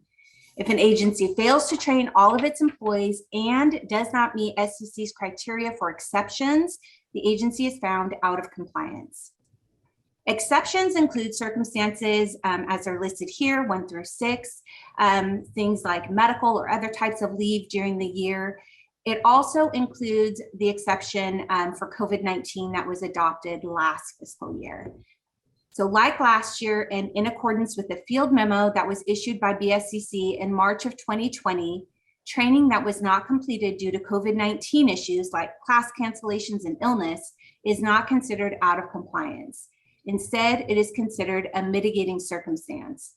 This exception was made in alignment with compliance policy that allows the consideration of extraordinary circumstances under mitigation number 6, as reflected on this slide. Therefore, training noncompliance that occurred as a direct result of COVID-19 did not result in an out of compliance finding. Agencies that were unable to comply with SCC training standards due to COVID-19, so those that did receive that exception, were all required to document the barriers they encountered. Additionally, STC documented all of those exemptions that were granted for core training so that we can follow up to ensure that core is ultimately completed. This year, we included all the core exemptions that were granted in the prior year in our sample to ensure that the training was completed. If the training was not completed and it did not continue to meet the criteria for COVID-19 mitigation, it was found out of compliance. So across the state, there were 188 staff who did not receive required core training due specifically to COVID-19, and 522 staff who did not receive required annual training. Last year, over 2,800 staff were not able to be trained in the last quarter of the year alone. So this year, the total for the entire year is 710. That represents less than 2% of California's nearly 32,000 staff who did not receive required training due to COVID-19. These numbers reflect the successful innovations that have been adopted and are continuing to be adopted to make training more available despite the continuing effects of COVID-19. For last fiscal year, 148 agencies were found to be in compliance and 4 agencies were found to be out of compliance. And you can see those agencies on attachment 5 of your report. Agencies that are found out of compliance are required to submit a corrective action plan, and SCC staff conduct quarterly reviews to monitor their progress toward that plan. All of the agencies found out of compliance have completed a corrective action plan, and that plan will be monitored by their assigned field representative to help them come into compliance in the current year. And we are confident based on their plan that they will be able to do so. One of the agencies is in a second consecutive year of noncompliance. Policy requires that we withhold their quarterly training fund payment until they have submitted a report showing their progress toward meeting their training obligation. And we have implemented the process to do that. So in addition to our compliance monitoring activities, SCC has been supporting agencies in the delivery of the new core training standards that became effective July 1st of last year. The implementation of those new training standards came during the pandemic and when much of training was slowed. So we haven't had a lot of offerings to identify areas for improvement. We are now trying to gather that data again as more core trainings are being offered. And we also during this period implemented new transfer academies and a new behavioral health unit that can be delivered as part of core or as a standalone supplemental training for staff. And since those standards were implemented in July of last year, there have been about 150 deliveries of those core programs and about 16 deliveries of the transfer for academies. And those are very new academies that allow transfers between classifications. Oops. So in August of 2020, we also implemented a new selection exam. This is the written exam that candidates must pass in order to be hired into an entry-level corrections job. It is now a single exam for all 3 of those entry-level classifications, but there are different pass points for each classification. Also, the personality assessment items that were a little bit controversial were removed from the exam, and now it only contains cognitive items such as reading, writing, math, etc. And most recently, as I spoke to earlier, we implemented an optional proctoring service to support now the online administration of that exam. So this concludes the STC annual report, and I am happy to take any questions you might have. Looking to the board, any questions of Yvonne? Yvonne, such a heavy lift, and I think you should take the lack of questions as a vote of confidence. Let's go with that, because I mean, you just do an extraordinary job, and I appreciate you very much. Thank you. Okay, this was not an action item. We're moving now to item J. I think Allison, who we like to say right now, all Allison all the time is how we roll at the BSCC. And item J is the Title 15 and 24 regulations, the approval of the proposal. And as we begin this, I'd like to extend my gratitude to Sheriff Brandon Barnes for chairing this long, arduous process. I don't know if he's with us today or not, but hopefully through the Ethernet, he'll get our appreciation coming his way. All right, Allison. Thank you, Chair Penner. Good afternoon, everybody. I'm Allison Ganter, Deputy Director with the Facility Standards and Operations Division, and I am really pleased to provide the final proposed revisions to the Adult Regulations revision process for your approval. And once we have your approval on these revisions, BSCC staff will proceed with the Office of Administrative Law rulemaking process, which will include an additional public comment period. Title 15, the new Title 15 regulations should be effective mid-2022. Title 24 regulations do take a bit longer because of the Building Standards Commission process, and we do anticipate them becoming final in 2023. I just want to remind everybody that Title 24 regulations, which are the physical plant and construction requirements, are not retroactive. So when they are effective, they will only apply to new construction or significant remodeling after that date. It's an important thing to remember for the Title 24 regulations. And just I want to give a lot of thanks before I jump into the item. I want to thank Sutter County Sheriff Brandon Barnes and all of our fantastic ESC members for sticking with us through this process. And I'll share some details about that in a moment. I'm sure you can all imagine the impact from the pandemic on this process. I'm looking forward to this time being a distant memory, but Sheriff Barnes was really amazing in transitioning to electronic communication and taking the issues and processing them thoughtfully. So I'm really grateful to him and to our ESC. I'd also like to thank Ginger Wolf and Lindsay too, profusely. I don't know if there's a more profuse word than profusely. What most people don't see is the enormous amount of staff work that goes into getting these regulations out in front of you. We're a really small but a mighty team, and what you see here is a reflection of the work that Ginger and Lindsay put into this. I want to thank the FSO team for leading and supporting the work groups and getting the revisions in place, both our field representatives and our analyst team. And I also want to thank the community for providing frequent feedback and for that feedback that will continue to help us reach our goals of aligning regulations with best practices. So a little bit about the process. Typically, when we do a regulation revision, we seek community feedback. We put together an ESC that meets and considers that feedback and any of the topics that need to be considered during regulation revision. Then subject matter expert work groups meet to draft revisions. Then those work groups provide the revisions to the ESC for approval. All of these meetings typically happen in person and over the course of about a month to 3 months. There's in-person public participation, and we can typically wrap up this process in about a year. Sometimes those lines are fuzzy. But 2020, as we all know, had some other plans. And while the board directed staff to begin this process in April 2019, our ESC met in December of 2019. I remember we had hand sanitizer bottles there. That was the first that hand sanitizer became ubiquitous. The The ESC met in December 2019. We had the ESCs set to begin in March of 2020. Everybody will, remember that date. Unfortunately, we had to postpone almost all of our subject matter expert work groups until we could figure out and how to reorganize by Zoom. Again, we did not realize how long this lockdown would be in place. So we were able to do that. We held many Zoom work group meetings with public participation.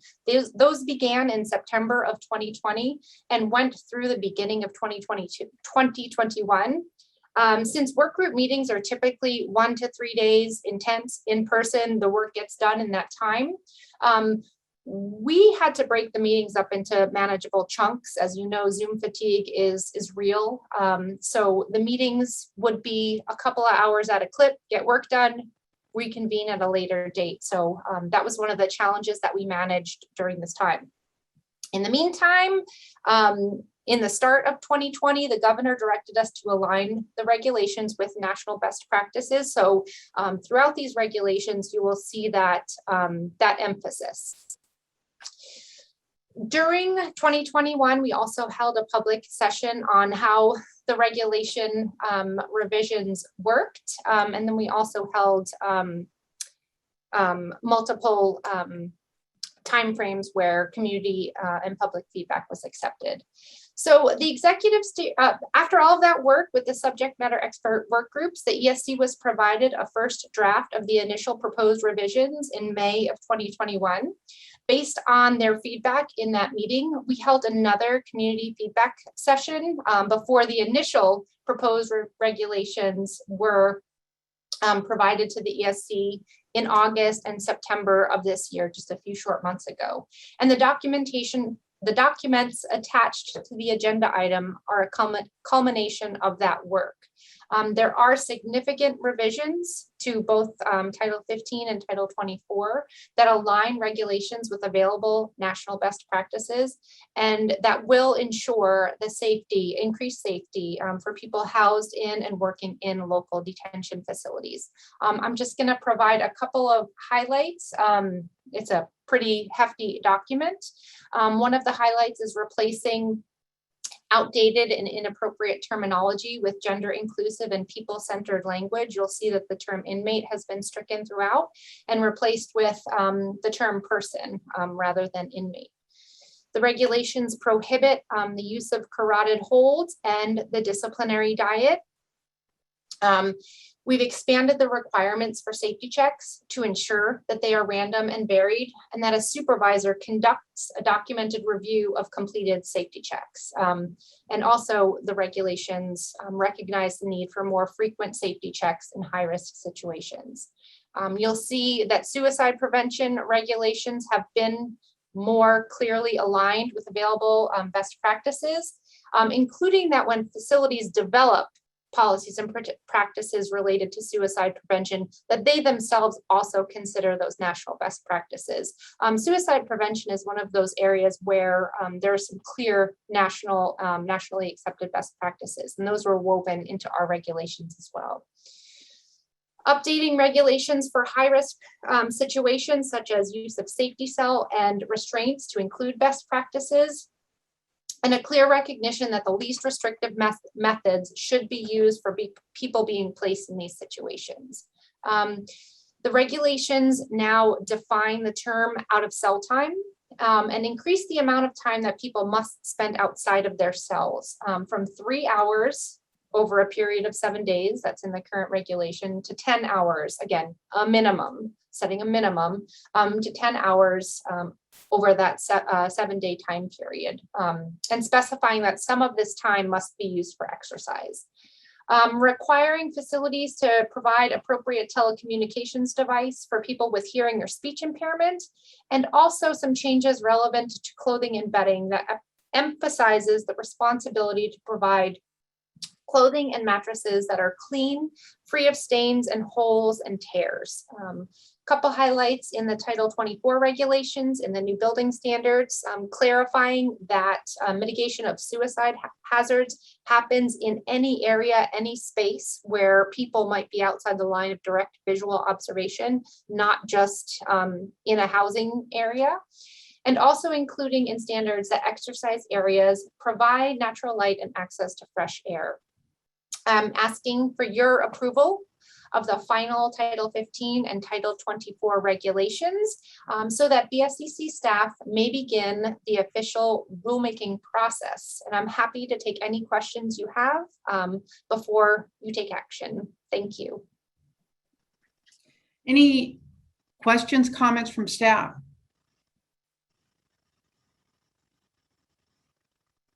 Adam, do we have public comment on this item? Yes, we do. We have one right now, and that would be Jeff. Hi, are you able to hear me? Yes. Good afternoon, Chair Penner and members of the board. My name is Jeff Bell. I am a captain with the Shafter Police Department. The city of Shafter is located in Kern County, just north of the city of Bakersfield. And if I may, I've been listening for the entire board meeting. I'm really thankful not to be in LA County. I want to thank Deputy Director Ganter for allowing me to be part of one of the subcommittees in reviewing the regulations in both Title 15 and 24. It's been a bit of a heartburn for a small temporary hold facility to desire to want to have some opportunities to have input with some needed revisions in the titles as it pertains specifically to the temporary holds. So to be asked to be on a subcommittee, which really enabled me to ask for some changes that would potentially revise some areas within the regulations as specified to temporary holds, which really weren't applicable to how generally how temporary holds operate on a daily basis was very much appreciated. I've reviewed the modifications. I'm thankful for the modifications and the title regulations, which really identify specific exemptions toward temporary holds. And so I've looked over it. I was really pleased to see a lot of those things. And the only question I would have for the deputy director, there was one minor recommendation on one of the pages that I was going to ask for it's just really a typo kind of issue. So I don't know how to address that, but I hope that the board will approve these. This is one of the best revisions I've seen in 23 years. So just want to make that comment. Thank you. Thank you. Next, Adam, can I just interject for 1 second? Thank you for that. And if you could just email me any concerns that you have, and this is a really good time to let the board know that you will see these regulations again before they're certified by the Secretary of State and become effective. And you might see some slight changes with respect to grammatical or spelling errors that we pick up throughout. So we can absolutely address those, and we'll point those out when they're made. So Captain Bell, please feel free to reach out. I'll do that. Thanks. Thank you. Thanks, Adam. All right. Next we have Pamela. Adam, will you, how many more do we have, and will you close the queue, please? Yes, we have 5 more to go. Thank you. Thank you. This is Pamela Liu, and I'm a senior attorney at Disability Rights California. I had the privilege of serving on the executive steering committee for the Title 15 and 24 regulations. And like Allison said, the work on the behalf of the BSCC staff was tremendous. And it was very compelling to watch that, as well as the work of my fellow committee members and also the community and advocacy groups that reached out to get input from previously and currently incarcerated individuals and their loved ones. And we worked very hard on these regulations. There was a lot of discussion. There are 3 regulations which I would respectfully ask the board to reconsider, as the proposed regulations represent a tremendous improvement on prior regulations. And we did agree to move everything forward in an effort to move the process forward. But these 3 regulations still fall short of what Disability Rights California and other advocates have urged. The first is around the safety cell, which is a regulation found at 1055. It still states a 12-hour maximum amount of time for a person to be kept in a safety cell. And we would ask the board to reconsider this. Disability Rights California and several advocacy organizations urge 6 hours maximum because safety cells are not conducive to clinically appropriate treatment and monitoring, which can be accomplished in other settings. They should be used for only very short periods because the conditions are so dismal and discourage suicidal individuals from requesting assistance if they experience thoughts of self-harm or suicide again. The second regulation is around out of cell time, which is at regulation 1065. The proposed regulation is an improvement for the past regulation. However, we still feel this falls short of constitutionally minimum standards. We urge at least 3 hours a day, every day out of cell, because anything short of that creates conditions that are tantamount to solitary confinement. And the final regulation is at 1240, which is frequency of serving. And that has to do with whether or not meals are served hot. And this is based on a lot of the feedback we got from currently and formerly incarcerated individuals. And so we're asking that the board consider 2 hot meals with protein and vegetable groups served for at least one of those meals. Because we've heard of many incidents where jails have got around that regulation by serving cup ramen and oatmeal and things of that nature. Thank you very much. Thank you. Next, we have Damon Ayala.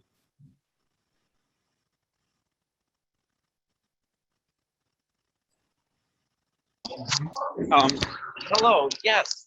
Can you hear me? Yes. You know what? I raised my hand on an earlier item and I didn't just raise it now unless I did so accidentally, but if I may, my name is Damon Ayala. What item is it? It was with regard to with Lisa Southwell and the last comments on her inspections and commending her for her work in doing so. All right, if you wouldn't mind making it brief.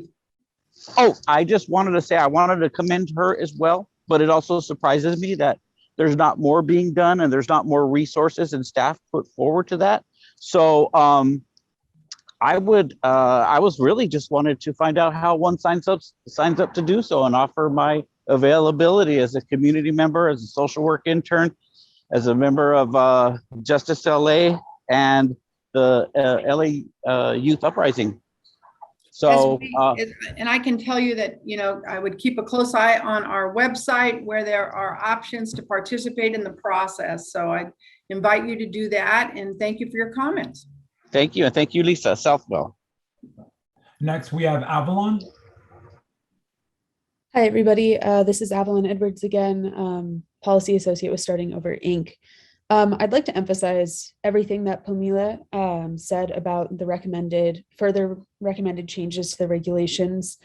And also just to emphasize again, really the available information that the ESC and the BSCC in general have from formerly and currently incarcerated people about the standard of living that they are currently experiencing and the standard of living that they would like to be experiencing. We provided a 17-page analysis of 100 different surveys from formerly and currently incarcerated people in the California jail systems that speak directly to things like out of cell time, the kind of food and the frequency of food that is being served, restraints, abuse in the jail system. I mean, there is an incredible amount of valuable information there. And I feel that the ESC did not take full advantage of the information that was provided to them in terms of making the scale of changes to the regulations that we would have expected. I'd also like to point out some other problems with the general process of how the ESC approached these changes. Besides not prioritizing the voices of incarcerated people in this process, the ESC meetings also sometimes provided a maximum of 1 minute per public comment in order to respond to dozens of revisions. This was impossible for community advocates. It was impossible for directly impacted people to contribute meaningful input through that. And besides that, there was an overwhelming sheriff presence on the ESC, which is a major conflict of interest, right? We're talking about quality of conditions inside jails. And that is a kind of expertise that sheriffs have, sure. But there are a lot of other kinds of expertise that are incredibly valuable to this conversation. I see that I'm running out of time, but I'd just like to land on that, is that in future meetings of this ESC, both for juvenile and adult regulations, I would strongly encourage the BSCC to rebalance the membership of the ESC to encourage more participation from directly impacted people and non-law enforcement affiliated people. Thank you. Next, we have James Martinez. Good afternoon, BSCC board members. My name is James Martinez. I'm a policy and programs assistant with MILPA based out of Salinas, California. The proposed Title 15 and Title 24 revisions are not enough to prevent the inhumane conditions that currently exist in jails. These proposed revisions fall below constitutional standards around time limits in solitary confinement, out of cell time, and access to new undergarments. I'm very concerned about how this revision process went about. The experiences of system impacted community members were not prioritized in the development of these regulations. Community stakeholders participated in a survey by community-based orgs, and the findings of these surveys were not regularly rejected by certain ESC members and BSCC employees. In order to respond to hundreds of modifications, some ESC sessions allowed just 1 minute for public remark, which hindered the process rather than promote community engagement. There was a disproportionately large representation of sheriffs on the ESC, which created a severe conflict of interest and forced other specialists on the committee to remain silent. These new revisions are intended to address and prevent bad jail conditions, which are directly the responsibility of sheriffs. When examining best practices, their voices should not be the loudest in the room, since what is best for detained Californians may vary dramatically due to the present jail conditions. We urge that at least half of the ESC members have lived experience of imprisonment and are not connected to law enforcement in the future. Thank you for your time and consideration. Thank you. And lastly, we have Brian Goldstein.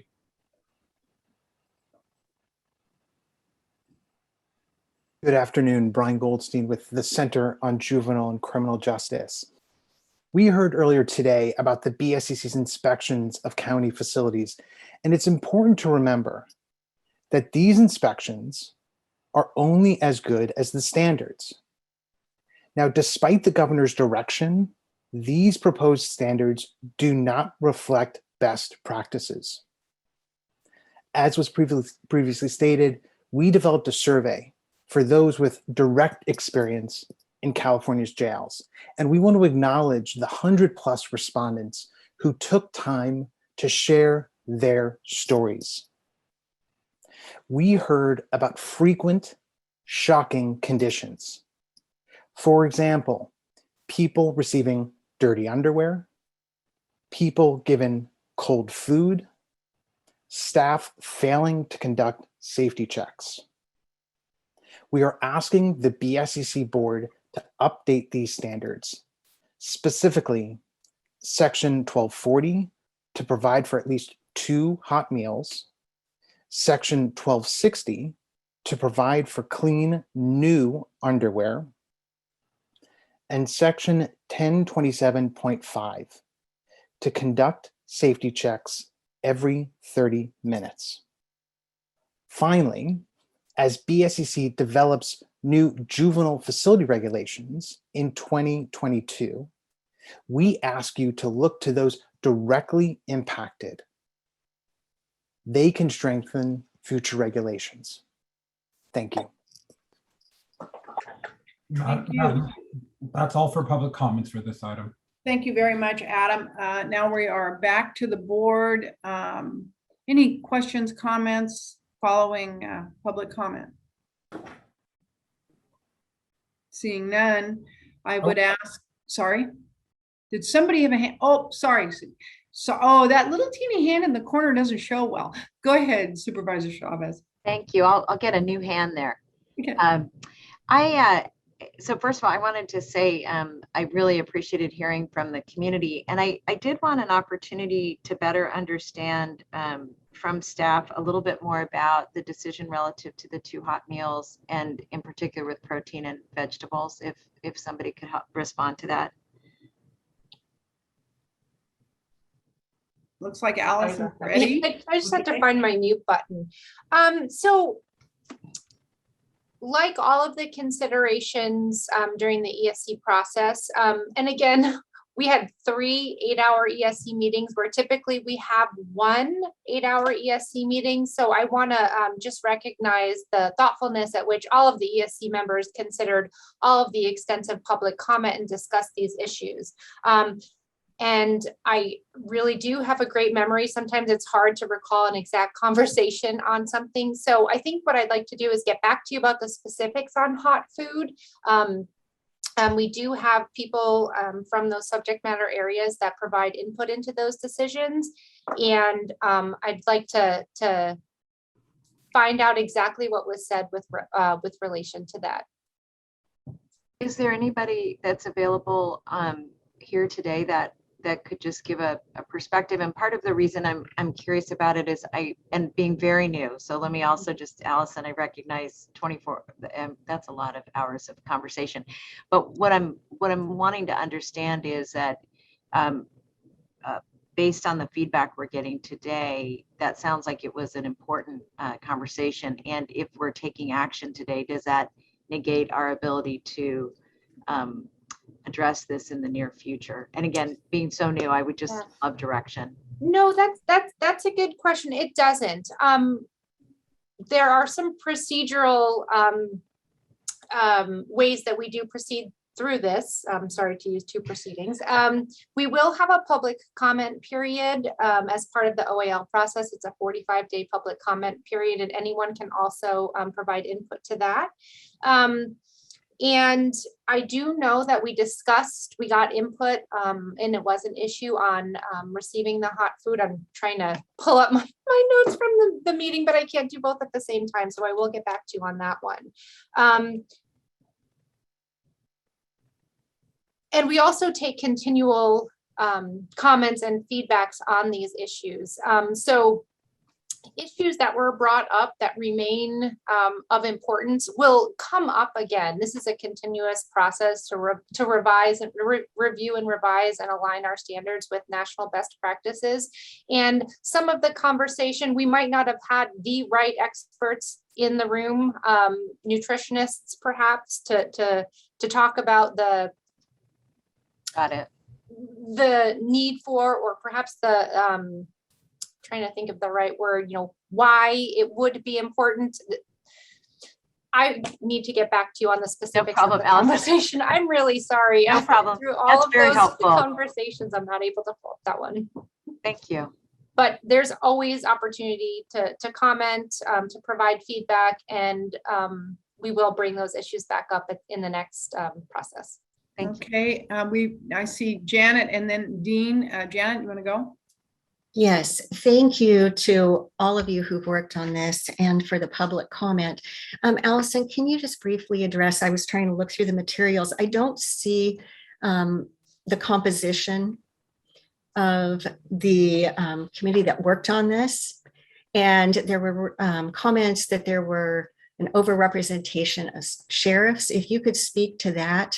Sure. I think you've addressed some of the other issues that I was going to ask about. Thank you. Please give me one moment. It's embedded in the agenda item. It was a link that you could click on, and it might not have been readily apparent. So I'm pulling up the same one so I can get the information right. It's in background, and if you, the section name background, and then it says paragraph 2 here. And if you touch here. And I can, I'm happy to also to screen share. So we did have a balance of, we had people that were formerly incarcerated, advocates. We did balance as best we could, having people that work in local detention facilities to provide their input, balanced with advocates and with people who were formerly incarcerated. I do have to share that not everybody came to all of the ESC meetings, but at the outset, I feel as if our executive steering committee was balanced. How it shook out after quite a bit of time and outreach over that time, not everybody showed up to those meetings. So you have the This is the original composition. There was a lot of attrition also in people from law enforcement who left their position and let us know that they were retiring or moving on and couldn't serve anymore. And then there were also people that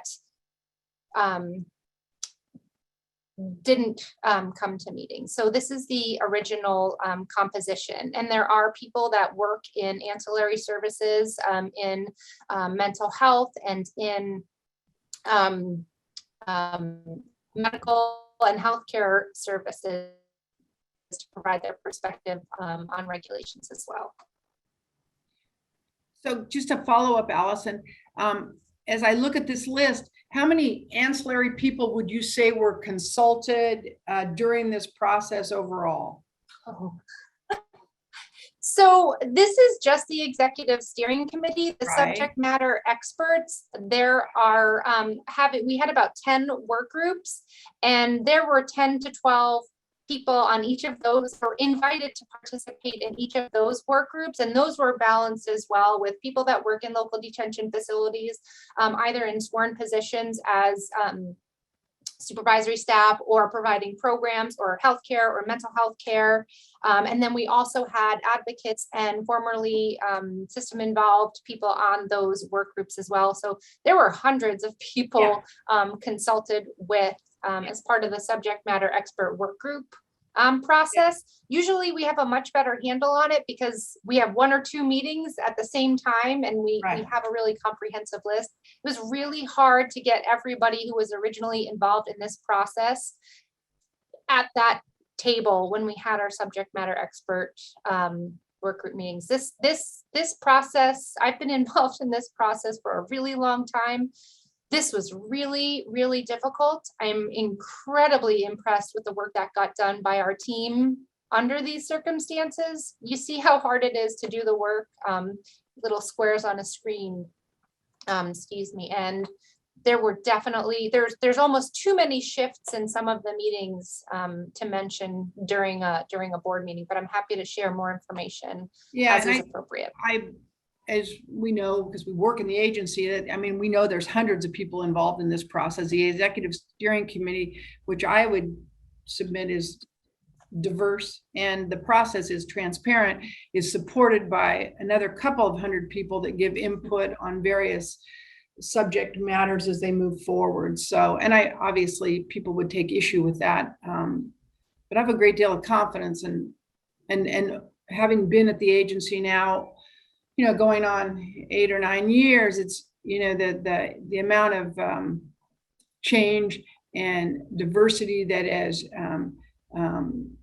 continued to participate in our many, many processes has grown exponentially, and I think it will continue to grow. It's just to give you a little bit of a taste of how we do this. We learned a lot during this process, and you'll be excited to know that we're beginning the juvenile regulations revision process very quickly after we complete this one. And both board members and community members will see how we proceed through this next period with a lot of the feedback and experience from this last revision process. I see. Anything else, Janet? I apologize. I didn't mean to cut you off. Kathleen, Allison, I see you. Yes, I have a question, and it's really more about process, Allison. So these are regulations that still have to go through the Office of Administrative Law, correct? Yes. So there will be a public comment period. So are these emergency regulations or regular regulation changes? These are not emergency. Oh, sorry. Okay.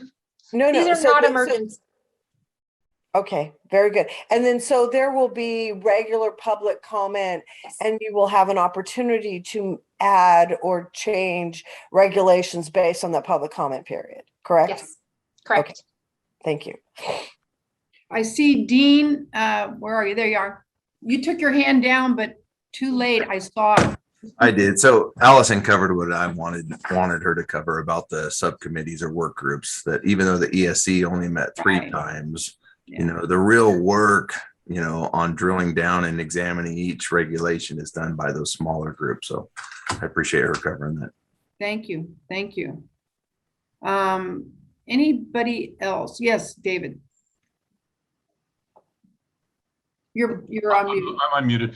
So I totally appreciate the massiveness and the difficulty of getting to a product. I mean, I was chair, or maybe I was co-chair of the last Juvenile Facility Standards Revision Project, which was intense, controversial. And even at the end, we had those who were on the committees and disagreed with the outcomes on things like pepper spray and so on. So I get it. At the same time, hearing what I heard today without being an expert on what went on, little pieces of the public comment trouble me, like 3 hours in a cell and somebody says it's de facto room confinement. On the underwear issue, geez, we fought for 15 years to get new underwear for juveniles in confinement. So why should the adult standard be different? I'm just, it's troubling to try to put the puzzle together at this end. When you suggest we have further comment opportunity, my experience is that the Office of Administrative Law public comment period is not the same kind of review and intensity at the level of detail that allows for a lot of change. Maybe I'm wrong on that. So I'm just going to stop there and say that I'll probably just abstain today, given these little sort of areas of questioning. But I have total respect for this process, and I understand how difficult it is to get to the end. And I appreciate all the work that's gone into it. Thank you.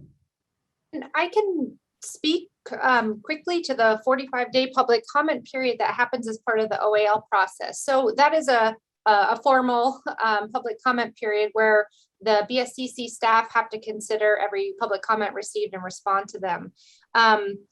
That's the one and only required public comment period in this formal process. What we historically do and take a lot of pride and stock in is the fact that we open this process up for public comment throughout the process. So if you go to our website, you can see all the opportunities. A lot of them were written because we were in a lockdown situation. We accept public comment throughout the ESC meetings and the subject matter expert meetings. We have public participation. We had some hearings. So all of that additional public comment usually serves as a way for the ESC to, make a compromise based on all the information that they have, based on best practices, based on their experiences, and based on the experiences of people that are commenting. So yes, it's a little different of a public comment period, but it's also, it's going to be transparent and reflective and part of the rulemaking record. Again, the ESC discussed every issue of public comment that came in one of their many meetings. So we have a lot of that discussion when we consider additional public comment. It is a little bit different, but again, we've had a lot of public comment periods over the last 2 years that are in addition to this formal one, if that's helpful.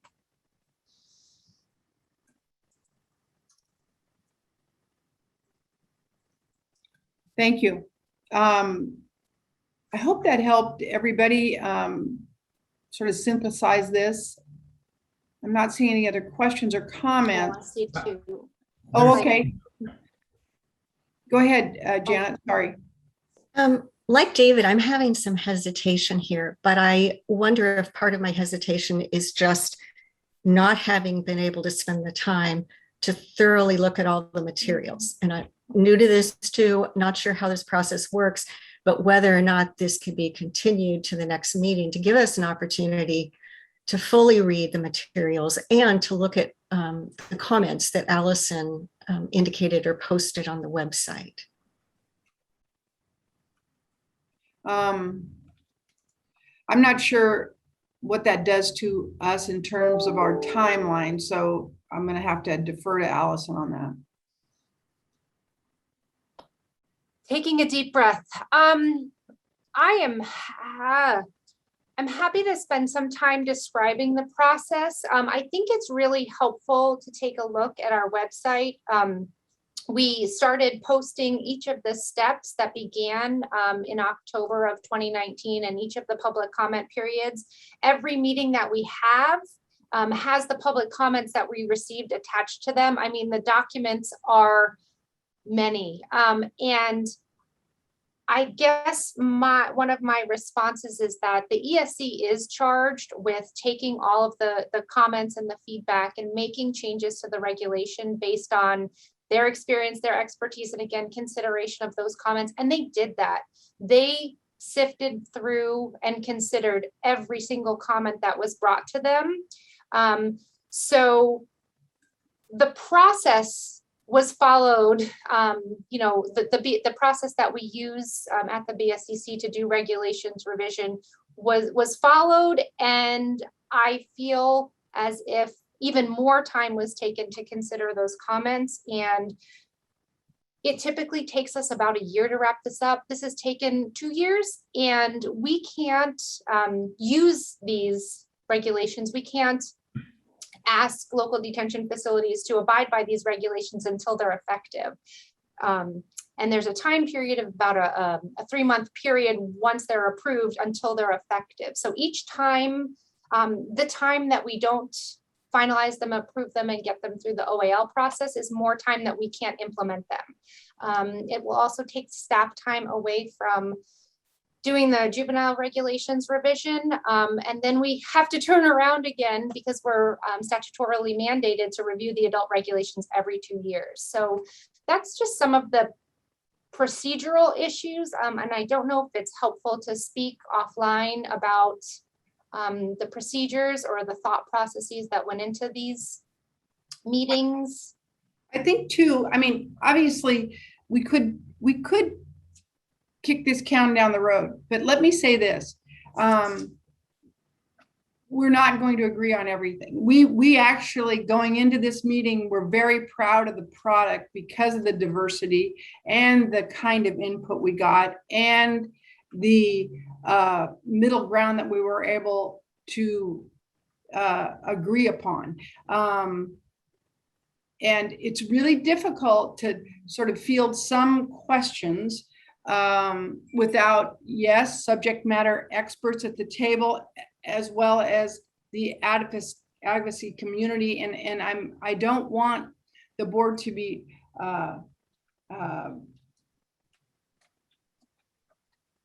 misled in terms of thinking that we did not consider much of what you're hearing today, but with subject matter experts at the table, and the middle ground was struck. So I don't think I think the process lends itself, and we consider all of the public comments that come during the AOL process. And I think there have been occasions where we have made adjustments based on some of what we saw in the AOL process. But it will not change the fact that when we are done with this and these regulations go into play, there will be people unhappy with the product because we didn't move the agenda far enough. We revisit it every 2 years, and I'll leave it at that because I totally understand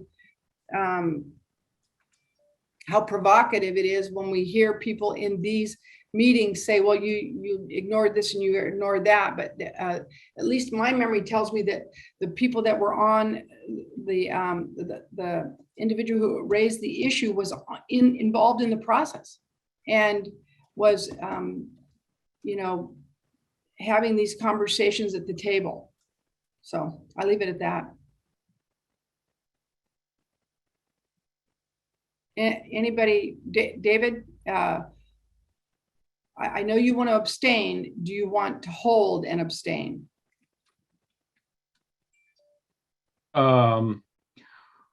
Well, I'm thinking if I abstain, there are probably enough votes to move it today and to avoid the Allison points about delay. So I'm just sharing that out loud.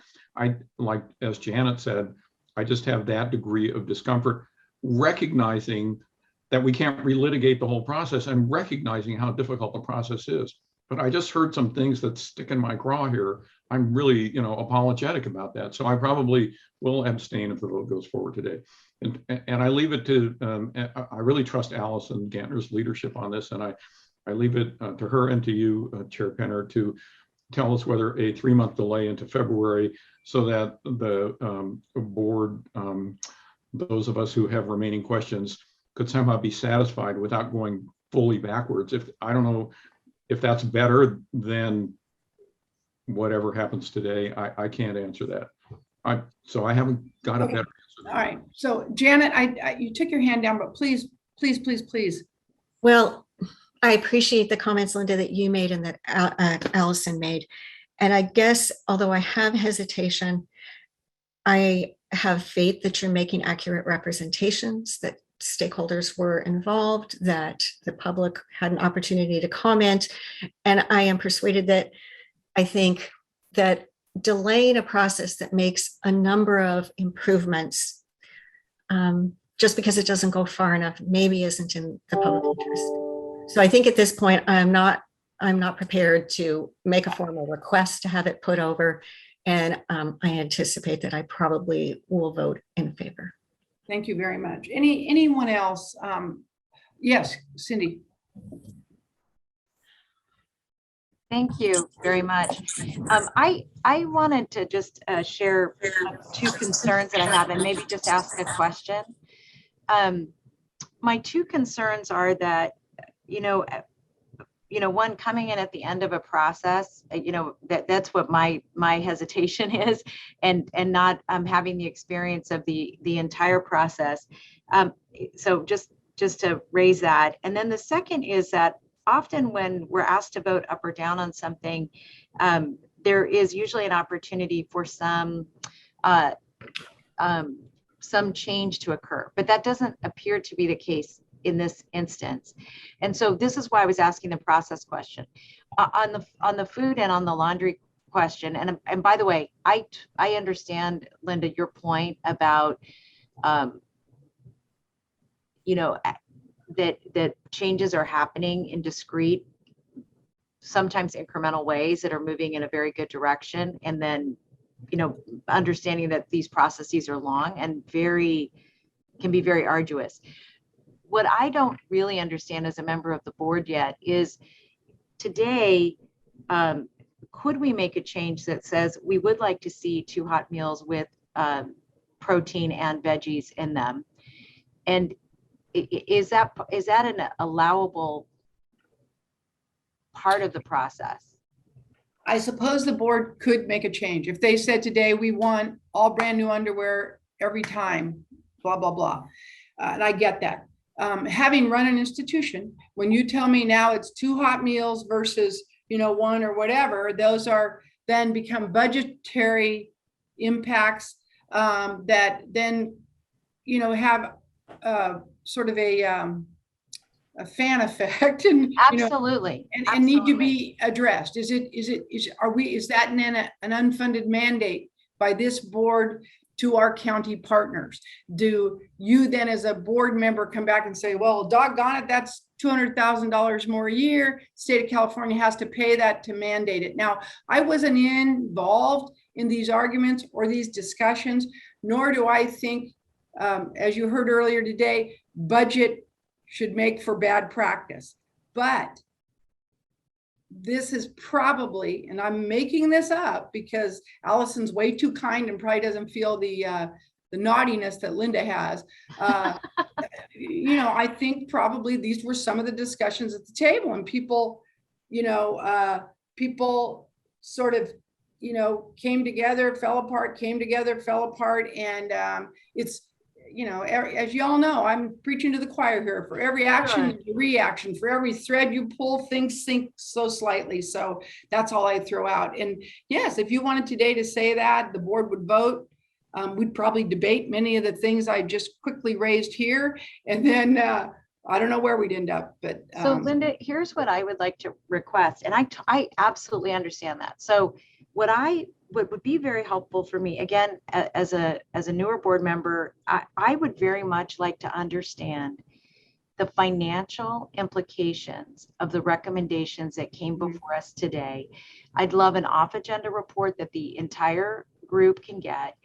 And then I have a question, because I think you're absolutely right. I recognize this as a house of cards. I also come from a county whose budget, I review the sheriff's budget with pain every year. So I totally understand that. But it would be helpful for me to understand what the financial implications are of both of those requests. And then I have a final ask, and that is, and this is a process question that that Kathleen asked, that I just want to make sure I understand. So the next step is you go forth with one more public comment period. Is that accurate? It's a process. And I can answer, I'm smiling because, and I'll let you finish, but I have a really fantastic answer on the financial question. Go ahead, Alice. I'm excited to hear it. So, and it kind of feeds in. So the Office of Administrative Law rulemaking process starts with a public comment period, right? And this process assumes that there's been no public input at any time. Our BSCC process is different in that we've been taking public comment throughout. So yes, there's a 45-day public comment period that it starts with. Once we get all those public comments and we as staff respond to those comments, why or why not, sorry, long day of talking, why we are or are not taking a recommendation from the public. And a lot of times, our recommendation for not taking a public comment is we've had these discussions with subject matter experts and we've considered the financial impacts. So bear with me 1 second. After we close that public comment period, we're required to do a fiscal analysis on every single regulation. So in our BSCC process, when we have our subject matter expert work group meetings, we ask the people in that meeting to please tell us what is the impact going to be for this change. And sometimes that impact is so enormous, it becomes a reason for not making a change. So we will have a full fiscal analysis. It's not a full fiscal analysis with dollars and cents, but we do describe the fiscal impact for every change that we're making. Number one, and we've already considered that. That's part of our discussion. And that's just one piece. And then it goes, we have to justify in minutia every single change. You can see in those documents how many changes are made. We have to go through and literally explain every single change. So a lot of staff work goes into developing those documents for the Office of Administrative Law. This is one of the reasons why the process takes so long. Public comment, fiscal analysis, staff analysis, and then we submit it to the Office of Administrative Law. They have a host of lawyers that combs through every single change. They comb through our fiscal analysis, and then they make us make some changes based on their recommendations. Usually it's non-substantive. And then it goes to the Secretary of State for certification and approval. It's quite a process. And well, it's Allison, can I let me try to find a measured landing spot here, because it's the more I hear, the more I'm have trepidation. We have 3 almost brand new board members. We're running some issues that are weighty, heavy, concerning, and I'd like to work towards a middle ground on this conversation. Meaning, is there any way we can answer questions offline for a 2-week period, reconvene for, I don't know, for 15 minutes and move the agenda? I don't know, Katie, Allison, you're not rolling your eyes or anything, but yeah, Allison. I just feel a little bit. I'm just trying to breathe. That's just trying to breathe. I'm moved by brand new board members. You're thinking, well, yeah, you know, I don't have any options here, and I'm hearing things that trouble me. David is a journeyman, and he sort of will take his medicine. You know, I don't like this, Linda, but okay. So, but I don't want to force brand new sitting members into, you know, I don't want to be persuasive enough to have you walk away from your concerns. That's not the right way to conduct business. So let's work on something. Allison, you have the biggest prize. Katie's ready to jump. She's going to give us the middle ground. Yes. Mine's just the governance concerns and considerations, and Aaron will jump in, of course, but my sense is what we would be looking at is setting, another board meeting, I would think in December, to address this issue specifically. Allison and team will need to work up more information. Of course, the questions from new board members are completely legitimate. My hope is that with more time for conversation about all that went into it and all the places where compromises were struck, that we can get this done. But Aaron, I'm thinking we would need to just properly notice another board meeting on this subject, and then not change the timeline too much. Everything that Allison says about, this just pushes everything, all the other work further down the road, including launching our juvenile regs process. What are you thinking, Aaron? Yeah, I think you summed it up, Katie, which is that the next board meeting is not until February. Right. So to pull that again feels to me pretty far away, which means the regulations probably wouldn't be effective until 2023. By delaying it even by the 3 months, although again there's windows of time where that could happen. So call the chair. We could do a December board meeting for this item, provided we have a quorum and availability. Yeah, that's always tough. The other options could be, to the extent there are specific regulations that we can identify, we could pull those regulations. We could adopt those and move the rest of the package. But if the request is just overall more time needed to read and digest, that requires more time. So I would mention, for the benefit of our new board members, that a couple of years ago, there was a lawsuit brought against several counties who didn't have consistent practices, and there was a deficiency in the clarity of our regulation, and this had to do with feminine hygiene products. Many of the board members will remember this. We handled an update, a clarifying change, an improved wording change to our regulation on the provision of feminine hygiene products to address a deficiency that came to light because of a lawsuit, and that was a one-off. So I don't know what the sense of our new board members are. There's been a lot that's come up today, but I certainly heard the issue about 2 hot meals, and then I believe the other was out of cell time, but maybe we just need to just talk that through a little further. Can I have to leave the meeting for another meeting, and so I just want to quickly say another meeting in December to address defined issues, good with me, because I could send about 2 or 3 questions to Allison and get the answers. So that works for me.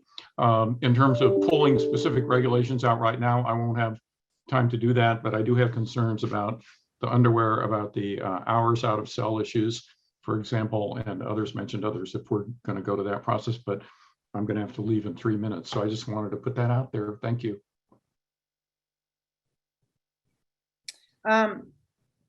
Dean, you have your hand up, and Cindy, yours is down again. So, okay. So sure.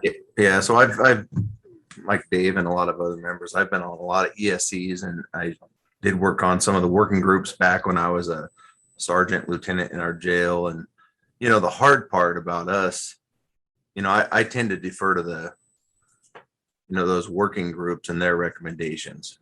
But if we were to rehear these particular items, I think it would be valuable to have, again, some subject matter experts. And so I don't want to just totally set aside the recommendations of those working groups, I guess is my point.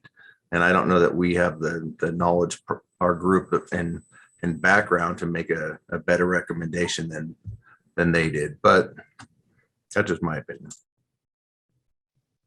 Yeah.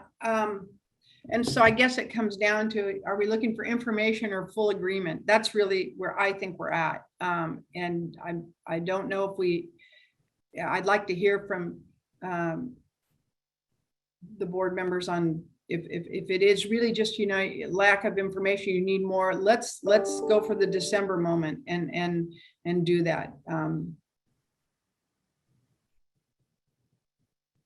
Cindy or Janet, anything?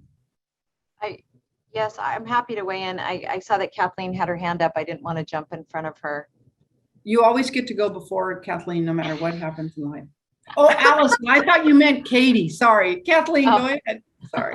No, my comment is I appreciate the time to be able to thoroughly review, because I think some of it might be a reviewing all the documents. We got 633 pages, if I recall, and being to have an opportunity to thoroughly review them versus trying to second guess them. I think that's part of the issue here. And I think if we kick it until December and we all commit to having a thorough review of those and send our questions ahead of time, I think that will help facilitate the conversation next time we regroup. So I do appreciate that opportunity. Thank you.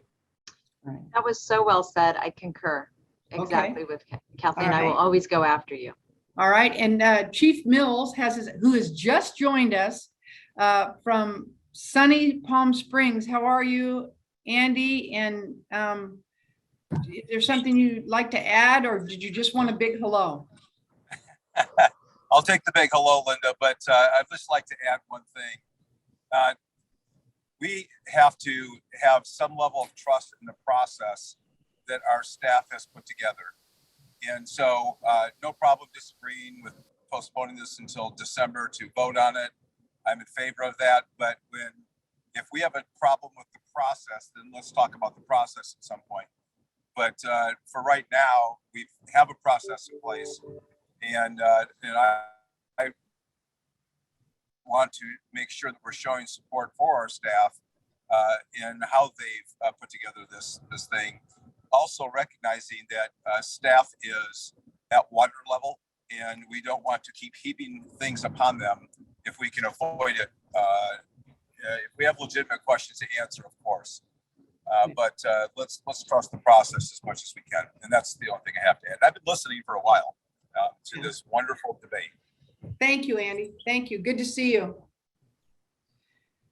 Okay, let's see where we are here. I think we have David's gone, so I think he probably falls in the more consideration agenda. And then I really thought I heard Cindy really like the suggestion for more time in the process. So Allison, I mean, we'll try very hard to make a December board meeting work. It's, we're already, we're closing in on Thanksgiving. We have to do our notices. Nothing changes in our process. It has to happen with some timelines involved. My guess is I'm going to have trouble finding all of you that time in December, but will of the body. And so, oh, sorry, Guillermo, you're off camera, so I didn't see your hand, but let's have Janet and then you, Guillermo. Go ahead, Janet. Linda, I appreciate your offer to put it over for additional time, and in an ideal world, I would like that. However, if you think it's appropriate to call for a vote today, I think I defer to you on that. Okay, thank you. Guillermo? I just I have a real sinking suspicion that it'll be tough to get a quorum in December, which means you're pushing it out even further, and great intention, but is it realistic to think that we'll be able to do that in December rather than trying to take a vote today? Okay, and let me say this. I have some confidence in that public comment period, the 45-day public comment period that we get, that we have teased out issues and addressed them. as a result of what we viewed in that. Allison, I think there's actually a time when we've done that, if I remember correctly, where we've looked at some modifications based on some significant issues. We did. So we presented what we thought was the final proposed revisions to the Executive Steering Committee in May of this year. And again, what we presented to the ESC was the culmination of these 10 work groups getting together, drafting revisions. I'm happy to show offline the worksheets that go into them. You know, anytime you add a semicolon or a word or a really substantive operational change to a regulation, we document that, summarize the discussion, summarize any public comment that came in around that. And that becomes, you know, part of the process. Because again, we have to explain this to the Office of Administrative Law. So much thought, and why I'm so confident to say that we discussed some of these issues in our Executive Steering Committee. Again, not everybody agreed, but compromises were made based on the information that they had before them. So getting back to May, we thought we presented what we thought were the final proposed revisions. And we got some significant community feedback.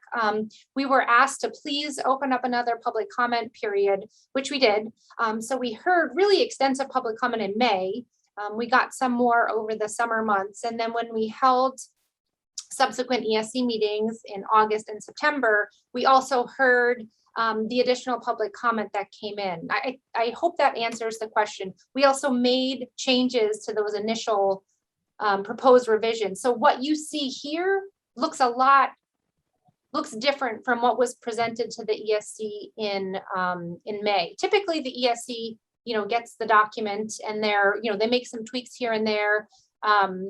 They approve it, it goes to the board and it moves on. There's obviously discussion around that. But the ESC was really thoughtful in May about not being satisfied with discussion on all items. So we reopened a bunch of issues. And again, I can gather some of this documentation and share it with people.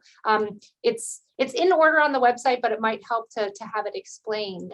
But that's what the ESC did from May to August and September. They reconsidered, they made significant changes, and the regulations looked a lot different from when we handed them to the ESC in May. Does that answer that question? I think it does. It does. I'm gonna make a motion that we approve staff's recommendation and move forward, understanding that this is complicated, and I'm looking for, well, I imagine we should, before I make that motion, we should open it to public comment. Or no, we already did public comment on this. Okay, so now we have a motion. Do we have a second? It's Guillermo, I second. Thank you. Adam? Madam Chair, Mr. Haynes had his hand up. I apologize, Kurt. I'm sorry, Madam Chair. All I was just going to do was just to reiterate what Chief Mills had talked about, is that there's a process in place, and that, to trust the process that has been established. I think Allison and Katie have both explained in pretty good detail about what went into what the process is, the public comment, and all the participation of all those that were on the ESC and the subgroups that poured work into this final product. So being fairly new, I just wanted at least just my perspective has been on this and other matters that have come before the board that I participated in votes in, is that I understood that there was a process in place prior to me being part of the board. And so understanding what that process looks like, what the work that goes in from staff, and all the folks who participate, but public, and also those that lead agencies that are part of the process. This is why I'll support moving forward today. So just wanted to just let that be known. Well, thank you. And thank you for hitting the pause button for me a little bit, because I still will stand by my motion. But as I do that, I'm telling you that I empathize deeply with two brand new members and the amount of substantive issues we've thrown at you in a really short period of time. And any of the hesitancy you see in me is simply because I have great confidence in both of you and what you are capable of and have already done in your long, great careers. I have zero doubt about our process. That's hyper confident in that. And that is why I make the motion. So I have a motion, a second. I'd like to call for the vote. Chair Penner, Aye. Miss Alice, Aye. Mr. Villarosa, Aye. Mr. Groudon, Aye. Mr. Haynes, Aye. Miss Vernon, Aye. Miss Guard, Aye. Mr. Mills, Aye. and Miss Chavez. I'm going to abstain. Thank you. Thank you. Madam Okay, Chair, and I guess we cannot note David's abstention, although we know it's out there in the world, and I appreciate this conversation very much. Moving now to item K, enhanced local detention facility inspection update. This is an action item. We will be requesting approval, and here she is, Allison. Hello again, Allison Ganter, Deputy Director with the Facility Standards and Operations Division, and I am going to provide an update on the enhanced inspection process and the status of the adult jail inspections for the 2022 inspection cycle. I'm going to provide a super quick update on the targeted inspections because there have been no updates. The items that were out of compliance remain out of compliance, and agencies are still working to mitigate those items related to staffing and retention. I'm going to ask the board for their recommendation to not invite any of the sheriffs with current items of non-compliance before the board because of the, sorry, I'm going to try to get my words clear here at the end of a long day because of the circumstances surrounding the items of non-compliance. I'll take any questions that you may have, and I do want to continue to acknowledge the members of my team, the field representatives conducting inspections a little bit differently than we have in the past, and also providing these data and our analyst team for getting these pieces of information together with us. So I'm happy to share my screen if there's a desire. Again, there have been no updates to the targeted inspections. There's 3 outstanding items of non-compliance, like I said, related to the agency's continued attempts to hire to create and fill positions to be in compliance with number of personnel, and our team is continuously following up on those issues. I also want to show, and I'm going to share my screen rather quickly because we do have a list of counties, what jails have been inspected. We're more than halfway through our required inspections. Pull that up for you. And you can see here that we have about 17 agencies left for inspection, and you can see where those agencies that have been inspected are in compliance. The green means that the inspection's been complete and there's been no items of non-compliance, or they're in the corrective action plan and it's been less than 90 days since the initial inspection report.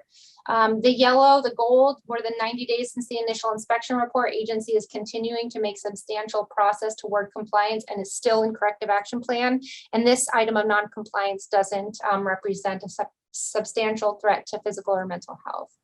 And then the gray is that compliance is still pending because we're waiting to see documentation for the items that cause the agency to be out of compliance. And then the red, of which you see none, would be an item that was a substantial threat to physical or mental health, or that we haven't heard from an agency, or they didn't present a corrective action plan. So that is a statewide summary of the inspections completed and the corrective action plan status.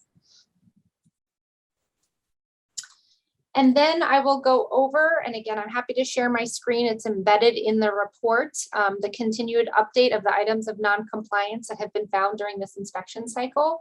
And then you'll see that some items have been added from recent inspections. Items of non-compliance in Del Norte County and Humboldt County have been added. They reflect green because you can see the number of days is before they've been required to submit their corrective action plan. And you can see in that update that the agency is set to deliver us a corrective action plan to us in early December. So we'll have that information updated. You'll also see the top of that dashboard has current items of non-compliance, and as they're corrected, they go to the bottom of the list. You'll note that one of Butte County's items, the one related to sanitation and maintenance that was impacted by supply chain issues, has been corrected. And Dale Miller, the field representative for Butte County, just conducted a follow-up on the remaining item of non-compliance. The county continues to mitigate the issue, and it will be corrected when construction is complete in 2023. And other new items appeared on this list, such as those in Solano and San Joaquin. They were on the list briefly because the agency was actually able to correct those items within the 30-day initial corrective action plan period. So they're noted as items of non-compliance, but they're noted as corrected. Some longstanding issues, or continuing issues rather, in Kern, Modoc, and Mariposa remain yellow. We continue to note progression toward correction of these items, and we'll continue to update the board on them. We do not believe that these items represent a substantial threat to physical or mental health, and we do not recommend that the board request that those sheriffs appear at this time. So staff is requesting that the board approve staff's recommendation to not request these sheriffs to appear and allow staff to continue monitoring and provide updates to the board. And again, I'm happy to show my screen if there are additional questions. Now, this is a nice format, Allison. It's very easy to digest. Yeah, I and it's appreciate really the complicated. graphics. Yeah.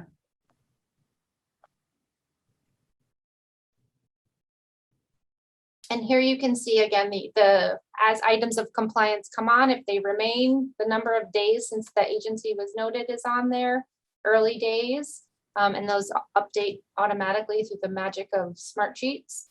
And then you can see the longer standing and why they remain and what the follow-up has been.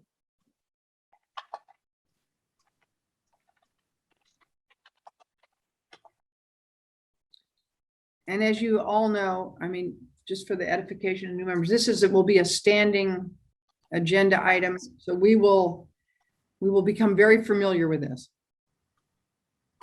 Yes. So I'm happy to take any questions. I can pop that screen back up, answer any questions, address any comments. Turning to any board members, and looking for hands. Seeing none, Adam? Madam Chair, at this point, I have no public comments for agenda item K. Thank you. Back to the board. I'm looking for a motion and a second, please. So moved. So moved. Okay, we got a motion and a second. Adam? Chair Penner, Aye. Miss Allison, Aye. Mr. Vera Rosa. Oh, did he leave? Mr. Groudon, I'm going to abstain. Thank you. Mr. Haynes, Aye. Miss Vernon, Aye. Miss Guard, Aye. Mr. Mills, Aye. and Miss Chavez. Yes. Madam Chair, the motion carries. Thank you all. We are now at the point of the agenda that I just lost. Let's see, where we are completed our standing agenda, and we invite public comments on any item that you choose. Of course, we will limit that to 2 minutes. And Adam, do you have anybody in the queue? This time I have one public comment, and that would be Brian Goldstein. Thank you, Adam. Will you close the queue, please? Yes. Brian? Good afternoon, Brian Goldstein from the Center on Juvenile and Criminal Justice. We just want to refer the board and the public to the October California State Auditor report mentioned earlier. This report highlights BSCC's failed spending of $59 million in federal funds for COVID-19. The state auditor says BSCC, quote, unnecessarily delayed, unfairly awarded, and inadequately monitored CESF funds. BSCC delayed county funding for nearly a year. The auditor says BSCC hasn't monitored how counties are using funds, and we believe this reflects the BSCC's larger failed oversight of their other grants, totaling millions of dollars. We ask you to address these serious concerns. Thank you. Thank you. And I will close the meeting by saying this. We began the meeting by telling you we took great issue with the auditor's report. We responded to that in detail.